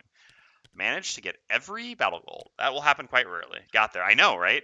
Again, normally I wouldn't, especially while streaming, wouldn't struggle this hard to get one. But this last checkmark for the red guard is going to be so nice to finally allow the red guard to wear armor that. Okay.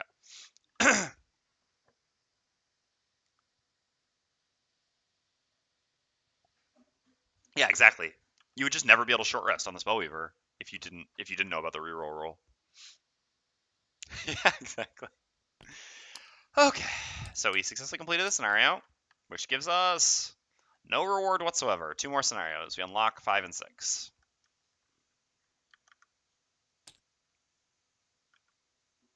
Where is 5? I swear it's in the same area. It's over here. Here we go. Okay. We completed 4. Alright, so everyone successfully completed their battle goal. Ours was never drop below half on the Voidwarden. We did this. 13 or more experience in the Red Guard. We did this. Open a door. We did this. Alright. I'll go here. Check marks for everyone. So check mark, and check mark. Beautiful. All right, and then gold. 3 coins here, 6 coins here, and 7 coins here. Beautiful. I believe coins are at 3. Hold on, yeah, it's here. So again, monsters and traps are level 3, but the actual scenario level is 2 because we're playing solo, but this still means the coins are worth 3 each. So this is 9 gold here. So again, I said 6 coins and 7 coins, right? Yeah, so we have 18 gold here. So 40, 53. Oh, did we just reverse the number? Was it 35 to 53? Yeah, it was. Nice. Love to see it. And here we had 21. All right. And then let's also just remember. Oh, no. Yeah, no, it won't because we don't get to do the won or lost thing. So we need to get this curse out of our deck. I guess we only curse ourselves once in the end and get the curse out of their deck.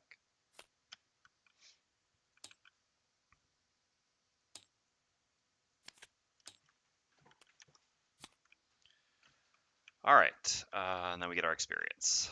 Let's delete these coins carefully to not delete the characters.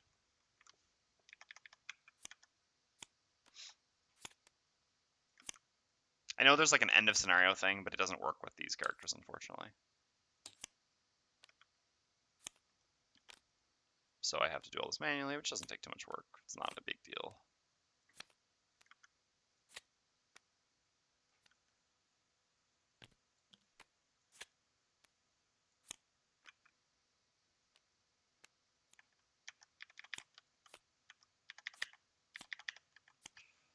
Okay, let's grab our 3 standees before we delete everything.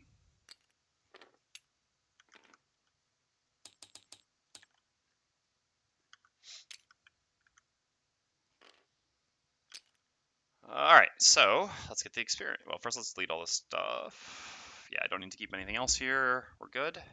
Yes, I can keep this, but this doesn't matter that much. Alright. So, game setup, delete map. Yes. Monster setup, delete monsters. Yes. Okay. I've been working so hard to make the end of scenario work for those characters. Oh, have you actually found a way to get it to work? I just don't bother. It just takes me 2 extra minutes. It's a shame, but whatever. All right. So how much experience were we at? I believe we're still at 6 for the bonus. Yeah, no, 8 for the bonus. Wow. Yeah, it actually starts at 6. So 8 for the bonus plus 9, so 17. So 57. Here we're at 13, obviously, plus 8, so 21. This puts us 52. Nice. Getting the 13 also got us a level up, which is nice. Here, I think we won't get to level up. So we get 14. Yeah. Slowest experience gaining character in the game. Kind of memeing here. Ah, that really sucks. Man, I wish we'd gained 2 more experience because I really want level 2 on the Hatchet. Getting repeat shot or ricochet, either or. Although for these scenarios, more repeat shot would be so nice. Okay. So Voidwarden and Redguard get to level up, and Redguard gets an additional perk. Let's do Redguard first so we don't forget. So for perks, this is great that we got 2. So now, all right. So to be clear, for anyone who's just watching this for the first time, I'll explain this since this is the first time I'm going to do perks here. So General CGO made a recommendation for modifying the existing perks into creating other perks, which is also very reasonable. Oh, is it 45 for the first level? Oh, yeah, you're right. It is 45. For some reason, I was thinking 50 is the first level. Good catch. Good catch. So everyone did make it to level 2. Beautiful. All right, so I'm going to do this first. So to explain here, one thing that Isaac, I mean, it's basically recommended even by Isaac to play Redguard in base Gloomhaven is that he needs an ignore negative item effects perks, which he doesn't have because that didn't exist in Jaws of the Lion. So there's kind of two ways you can do this. You can just add a 16th perk, but I find that kind of to be inelegant, and I found that General CGO has made a much better recommendation for how to fit this in, and this is how I'd recommend you do it as well, because it actually uses the exact same perk deck, and it still leaves you with exactly 15 perks, and every perk is still very reasonable. Like, it's all normal perks, right? Uh, the standee is fine. The character sheet works and adds everything right, but I can't get the cards to reset. Gotcha. Well, that's good progress at least. So what this is going to be actually is, so each of these perks, we're going to pretend as if these are remove 2 -1s. And we're going to pretend as if this perk here is add 2 +1s and ignore negative item effects. And again, all these are existing perks within the game, so we're not doing anything imbalanced. And the good thing about this is this leaves our perk deck with the exact same cards in the end. Rather than, I mean, admittedly, we could just add on a perk, which is just ignore negative item effects. Again, this would give us 16 perks, and it would also, like, this perk kind of sucks early on. Well, it doesn't suck. It's still good. It's just, I've talked about this last time, but basically, adding +1s with your ignore negative item effects perk is good in the early game and bad in the late game. And I think it's better to have perks that are better in the early game and worse in the late game, because the perk deck already gets kind of abusive in the late game. So I think this is actually just like a better compromise. So again, it's just more elegant and more interesting, I think, to do it this way. And this is also how I'd recommend doing it yourself. I think this is an excellent suggestion for how to modify it. So we're going to take this perk, which is again going to be add 2 +1s and ignore negative item effects, and then we'll take one of these, which is to remove 2 -1s, which we can do twice. So accordingly, we get to go into our deck to take out 2 of these, and we get to take 2 of these and put them back in. So we increased our plus. It's annoying how that works. All right. So we've given ourselves 3 more. So our deck stays the same size, but we've replaced 2 -1s essentially with 2 +1s, and we get to wear negative armor, or we get to wear heavy armor now. But if Hatchet hadn't made it to level 2, you could have put off the inevitable disappointment of his later level up choices. It's true, but I do really like the level 2 level up and level 3 level up because we get the 2 level 2 cards, which is nice. Getting level 2 is a really big deal, I think. Adding repeat shot helps a lot, especially with like when you lose follow through in the beginning like we did in the last scenario. Okay, so those are all the perks there. So let us go ahead and grab the level 2 card. Oops, no, I'm not grabbing that stuff. Level 2 cards for Hatchet. So, shall we try to shield spikes as much as possible? Do people ever play PvP Gloomhaven? Not to the best of my knowledge, but I think there are some suggestions for how to do it. So last time we played Hatchet, Redguard, we took Harvest Sickle, which I was pretty happy with. It's just so nice to get an attack 4 right away. And the Looter Scooter on bottom can theoretically be good at the end of the scenario. I mean, this is still just an overall very good card because of how good having an attack 4 all scenario is. That creates essentially one element that you care about, and then creating the Earth is just useful for Master Influence for the Voidwarden. So again, both of these elements are actually useful. And then at the end of the scenario, you get to loot a bunch. So everything about this is nice. On the other hand, we have a 12 initiative, although we don't need great initiatives that much, but it still doesn't hurt. Shield 1, pull 1, range 2, all adjacent enemies suffer 1 damage. So obviously with shield spikes, this is quite good because any ability to stack shield and to do a bit of direct damage is very good. And then on bottom, it's an attack 1 wound, but guaranteed, and if we consume light, it gives us some additional movement before we attack and wound. So last time I took Harvest Sickle, so there's 2 reasons that I'm going to take Barbaric Instincts here. First of all, I think Barbaric Instincts is actually, First of all, I think Shield Spikes is better in base Gloomhaven than it is in Jaws of the Lion, because obviously there's just more shield items that you can combo with to get a bit stronger, specifically a certain solo item, which we're not going to have access to, but still. Even without that, I think Shield Spikes is still going to be very good in base Gloomhaven, so I want to try to do Shield Spikes as much as possible in base. And I also just want to have played through the class with both of the level up choices each time to see how they perform. So again, I think it really comes down to build and preference. Both these level 2 cards are great. I really love, this is one thing that I love about the Redguard. This is why this is one of my favorite classes. It's my favorite class because of level ups for sure in Jaws. I do like playing support more than playing a tank, so that's why I do like Voidwarden more. But the level ups in this class are so great; they're always so difficult, which is just a really, really great feeling. I love it when you actually have a really difficult choice, and you're even afterwards, you're like, I'm not sure if I made the right choice or not. You know, this is really satisfying. Okay, so we're gonna put this aside, and we're gonna take Barbaric Instincts. Okay. So let's move on over to the Voidwarden. All right, so first for perk, there's nothing really that special. I actually really do like the heal ally effects. I think these are quite nice, but it's certainly not as good as just getting rid of 2 -1s to begin with. Oh wait, no, hold on. Wasn't there a good one that replaces? Oh yeah, -1s with the heal allies. Still think it's better to do this first, and then we'll start removing -1s with the +0 heals. I think that makes sense. This ordering certainly makes sense. Again, this perk is just way too valuable. Oops, unintentional ping there.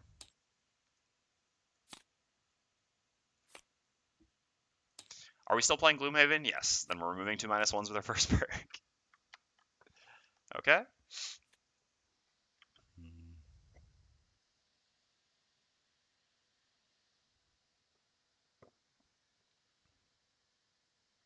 All right. So now level 2 for the Voidwarden. So even though I want to try, I mean, all right, I actually took Crushing Cold at a higher level on the Voidwarden, and I found this card to be terrible. I actually often cut it, even like at level 4, level 5 already. I found my level 1 cards to be better than it. Realistically, the only reason to ever take this card is just as an easy way to create light for the bottom of Taunting Fate. I understand the appeal of like doing Taunting Fate things, and I'm not even sure that Taunting Fate is bad, especially the top and stuff like that. I'll probably try Taunting Fate at at my next level up just to get this heal. But that being said, I think not having Give and Take is insane. I've missed this card, like playing level 1 again with this class, I've missed this card so much. This is a card that I use so often. I think this card is extremely valuable for the Voidwarden. And there's one, would you replace the next -1 before removing the -2? Yes, I think I will. Because this will also add something good into my deck while getting out a negative modifier. So it's sort of like has a net change of 2 cards rather than a net change of 1 card, which for now I think is better rather than just removing the -2. Also, the Voidwarden. So predictable damage is really important on most classes in Gloomhaven, but it's kind of less important on the Voidwarden. Most attacks the Voidwarden makes are going to be with advantage anyway, so having the 1 additional -2 in our deck isn't such a big deal, and we also rarely care about precise amounts of damage. All right, so back to here. So even though I'm going to try, like last time at level 3, I just ended up taking Crushing Cold, just to have both these cards. I regretted it because Crushing Cold sucks without this, I guess. I'm going to take Taunting Fate and mostly just ignore the bottom, although we'll see. And then try to do the top a lot because the top is obviously quite good. But yeah, I think not having Give and Take is insane. So the biggest reason the Give and Take is so good is because we have things like, for example, Freeze the Soul bottom. And Freeze the Soul is a great bottom, but the issue is we have no tops to pair it with because we just get bad initiative when we do, right? We have no early initiatives on non-lost tops, with the exception of Signs of the Void. And Signs of the Void is a sort of situational top. It's only useful really kind of when you want both of these things. I mean, obviously with a Shield Spikes build, this is going to get a lot better. So in this party, this will be a bit better than normal. If you're not playing with a red guard who's going Shield Spikes, it's going to be worse. But it's also kind of a nombo to stun something and do your shielding action on the same turn. You'd rather space these out over 2 turns to do more mitigation. So accordingly, just having a top action with low initiative for this class is really, really valuable to unlock Freeze the Soul and make it so much easier to use. There are going to be so many turns where we get to use the top of Give and Take with the bottom of Freeze the Soul. And furthermore, it's just a move 2 with 21 initiative, which can also still be fine for this class some amount of the time. So it's like there's 2 halves to this class, the bottom basically non-existent, and both of them are good. So I actually think it's insane not to take Give and Take. Even though I understand there's like the draw of Crushing Cold is that getting level 3 you get to do this. I think that this is, so to be clear what this is, the next time you grant an attack this turn, add +1 to the entire attack action. And if you consume ice, it's +2 instead. And then all attacks targeting you add +2 this round. This card cannot be discarded before the end of the round. Basically, this is just really good with Resign Frenzy. Otherwise, we don't have a lot of motivation to play this. I mean, theoretically, we can play this bottom to add +1 and go early, which is still good. Like, it still has some use, and just adding 1 or 2 to Gift of the Void or Wicked Scratch and getting to go early is also fine. The only time it's so like important that it's worth playing this to set this up is really when you're doing Resign Frenzy. And the truth is, Resign Frenzy scales poorly. It's going to get worse as we level and as monsters level. And it's also like Resign Frenzy, well, the top scales poorly. Resign Frenzy bottom is really important to have, especially important in base Gloomhaven because we're going to need movement more and we obviously need early initiatives. So in general, I find people overvalue effects like this. Again, it's very big and flashy, but it's also not very consistent because there's only really one thing that makes it that good. That being said, this is never a bad card. And I think at the end of the day, like I don't think taking this card is incorrect. I just think taking this just so you can do this on Resign Frenzy once per scenario is not really the way to go. Otherwise, in order to do this with Wicked Scratch or Gift of the Void, you're essentially being forced to play this a turn before, just add 1 attack to a single attack because otherwise you still get +1 anyway. And I don't think that's worth it. And I think that that is definitely much less valuable than taking Give and Take, which again is honestly a really important card, I think, for this class because of initiatives. All right. Is ice good for anything else for the Voidwarden to the point you'd care about more ice? No, it's really not. It's just good for losses, basically. I mean, it's good for this move, but this card is just like the very first card you should always cut on the Voidwarden, to be clear. On level up, again, I can't show level 5 or higher stuff. There's this, which again sort of fits with the poison build, and I actually like the like poison your allies build and then benefit, especially because it's a higher level card that works well with this. But I mean, at level 4, you're never not taking the last journey. Like, there's no world in which you don't take the last journey at level 4. So again, while this is actually I think really cool and fun, it doesn't matter because you're always taking this at 4. And so really the only ice thing is just this. Otherwise, again, down here, nothing. Literally nothing down there except for the move on a card you're never playing. And so then here, the only ice things are Freeze the Soul Top. First of all, why are you playing Freeze the Soul Top? Have you seen this bottom? So again, the ice is good on this. To be clear, I basically would never play Suggestion Top without the ice. But again, Suggestion you're mostly taking for the bottom, and it's like to bring the bad, I mean like bad late initiative, but you don't need, this class has plenty of late initiatives to be clear. A late initiative move card just to create ice, just to do this once per scenario, again, not worth, and there's nothing else. So again, it's really just for losses, and I think there's a sick level 7 card that uses ice. Yeah, I mean, maybe. Again, I haven't looked ahead that far because I didn't really look past I guess let me take a quick peek at that.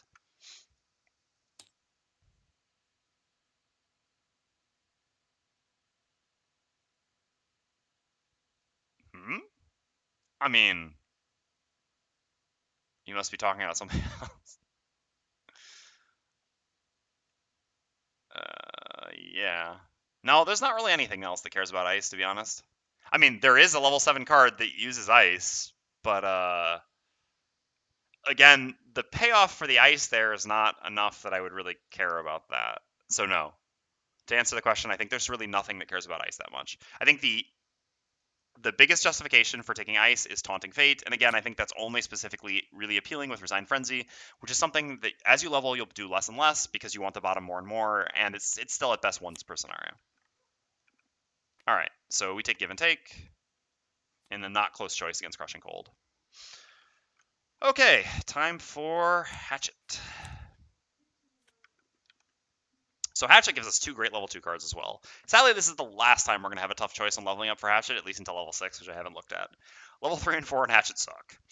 Okay, so Repeat Shot is attack 3, range 3. This is just better than Center Mass, which is already our best single target attack. And we get add +2 and gain 1 experience if the target is your favorite token. So this is just a follow through, except for 5, but with 1 less range. It also, like, this functions as a better follow through essentially, and also a better Center Mass on the same action. So to me, this is extremely valuable. Okay, actually just focus on Dark is how I read the Voidwarden elements, but sometimes I miss stuff. Yeah, I mean, same here, but it definitely seems to be the same. I mean, like, I also agree completely. Anyway, so this bottom loss is it's quite bad, especially considering how powerful the non-losses are in this class. You're almost never playing this except in like a last room where you desperately need 1 additional attack. But anyway, this top is great. It's really, really good. General CGO actually prefers taking Ricochet first. I actually don't like Ricochet as much against higher level enemies. Enemies just have too much health for an additional attack 2 to be that valuable. Like, I would rather have 5 attack on one target than 2 attack on one target and 2 attack on another target. This is, even though this class sort of lacks AoE, we do already have one really good AoE combo. And I know, like, otherwise we lack AoE, but our party, like, we have Resign Frenzy sometimes for AoE, and the Red Guard is actually decent at AoEing. Also, sort of like scenarios where we need AoE, like things like Vermlings, Vipers, Hounds, stuff like that.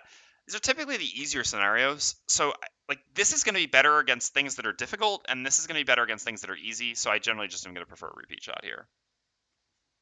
And to be clear, I actually think Ricochet is a perfectly fine card, and I have been happy with it, but I don't think it's as good as Repeat Shot or as necessary as Repeat Shot. Again, this obviously changes if you're playing on +0 difficulty. If you're playing on +0 difficulty, AoE becomes a lot better than +2 difficulty, where AoE is less good and single target attack 5s are very good.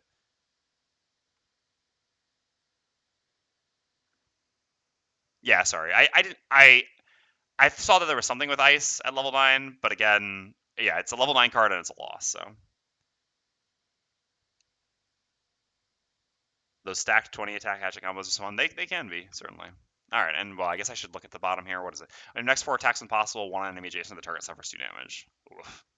Okay, so in both cases, the losses are not very appealing, but I mean, obviously there's some application for this, but again, it doesn't scale with difficulty very well.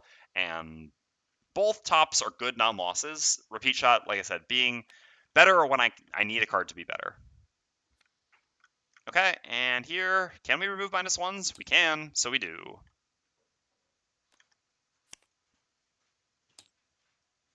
See him -1s. Get out of here, you drunk.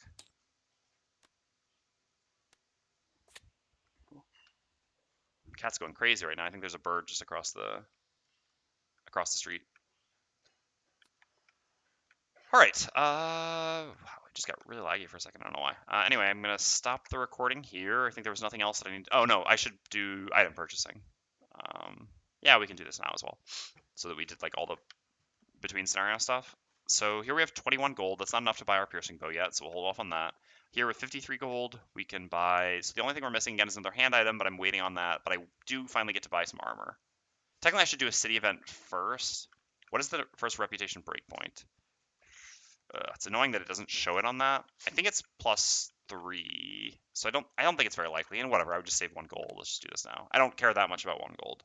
Technically, I could lose rep as well, although I can't lose that much. It is technically correct to do the city event first, but I'll tell you what. If the city event ends up affecting this, I'll just retroactively give myself the 1 gold, because technically we can say I did the city event first and then I bought this. So we're gonna buy hide armor, which is on the next 2 sources of damage from attacks targeting you. Gain shield 1. I guess it's also possible we could gain prosperity and then want to buy. So again, oops, that's not the thing.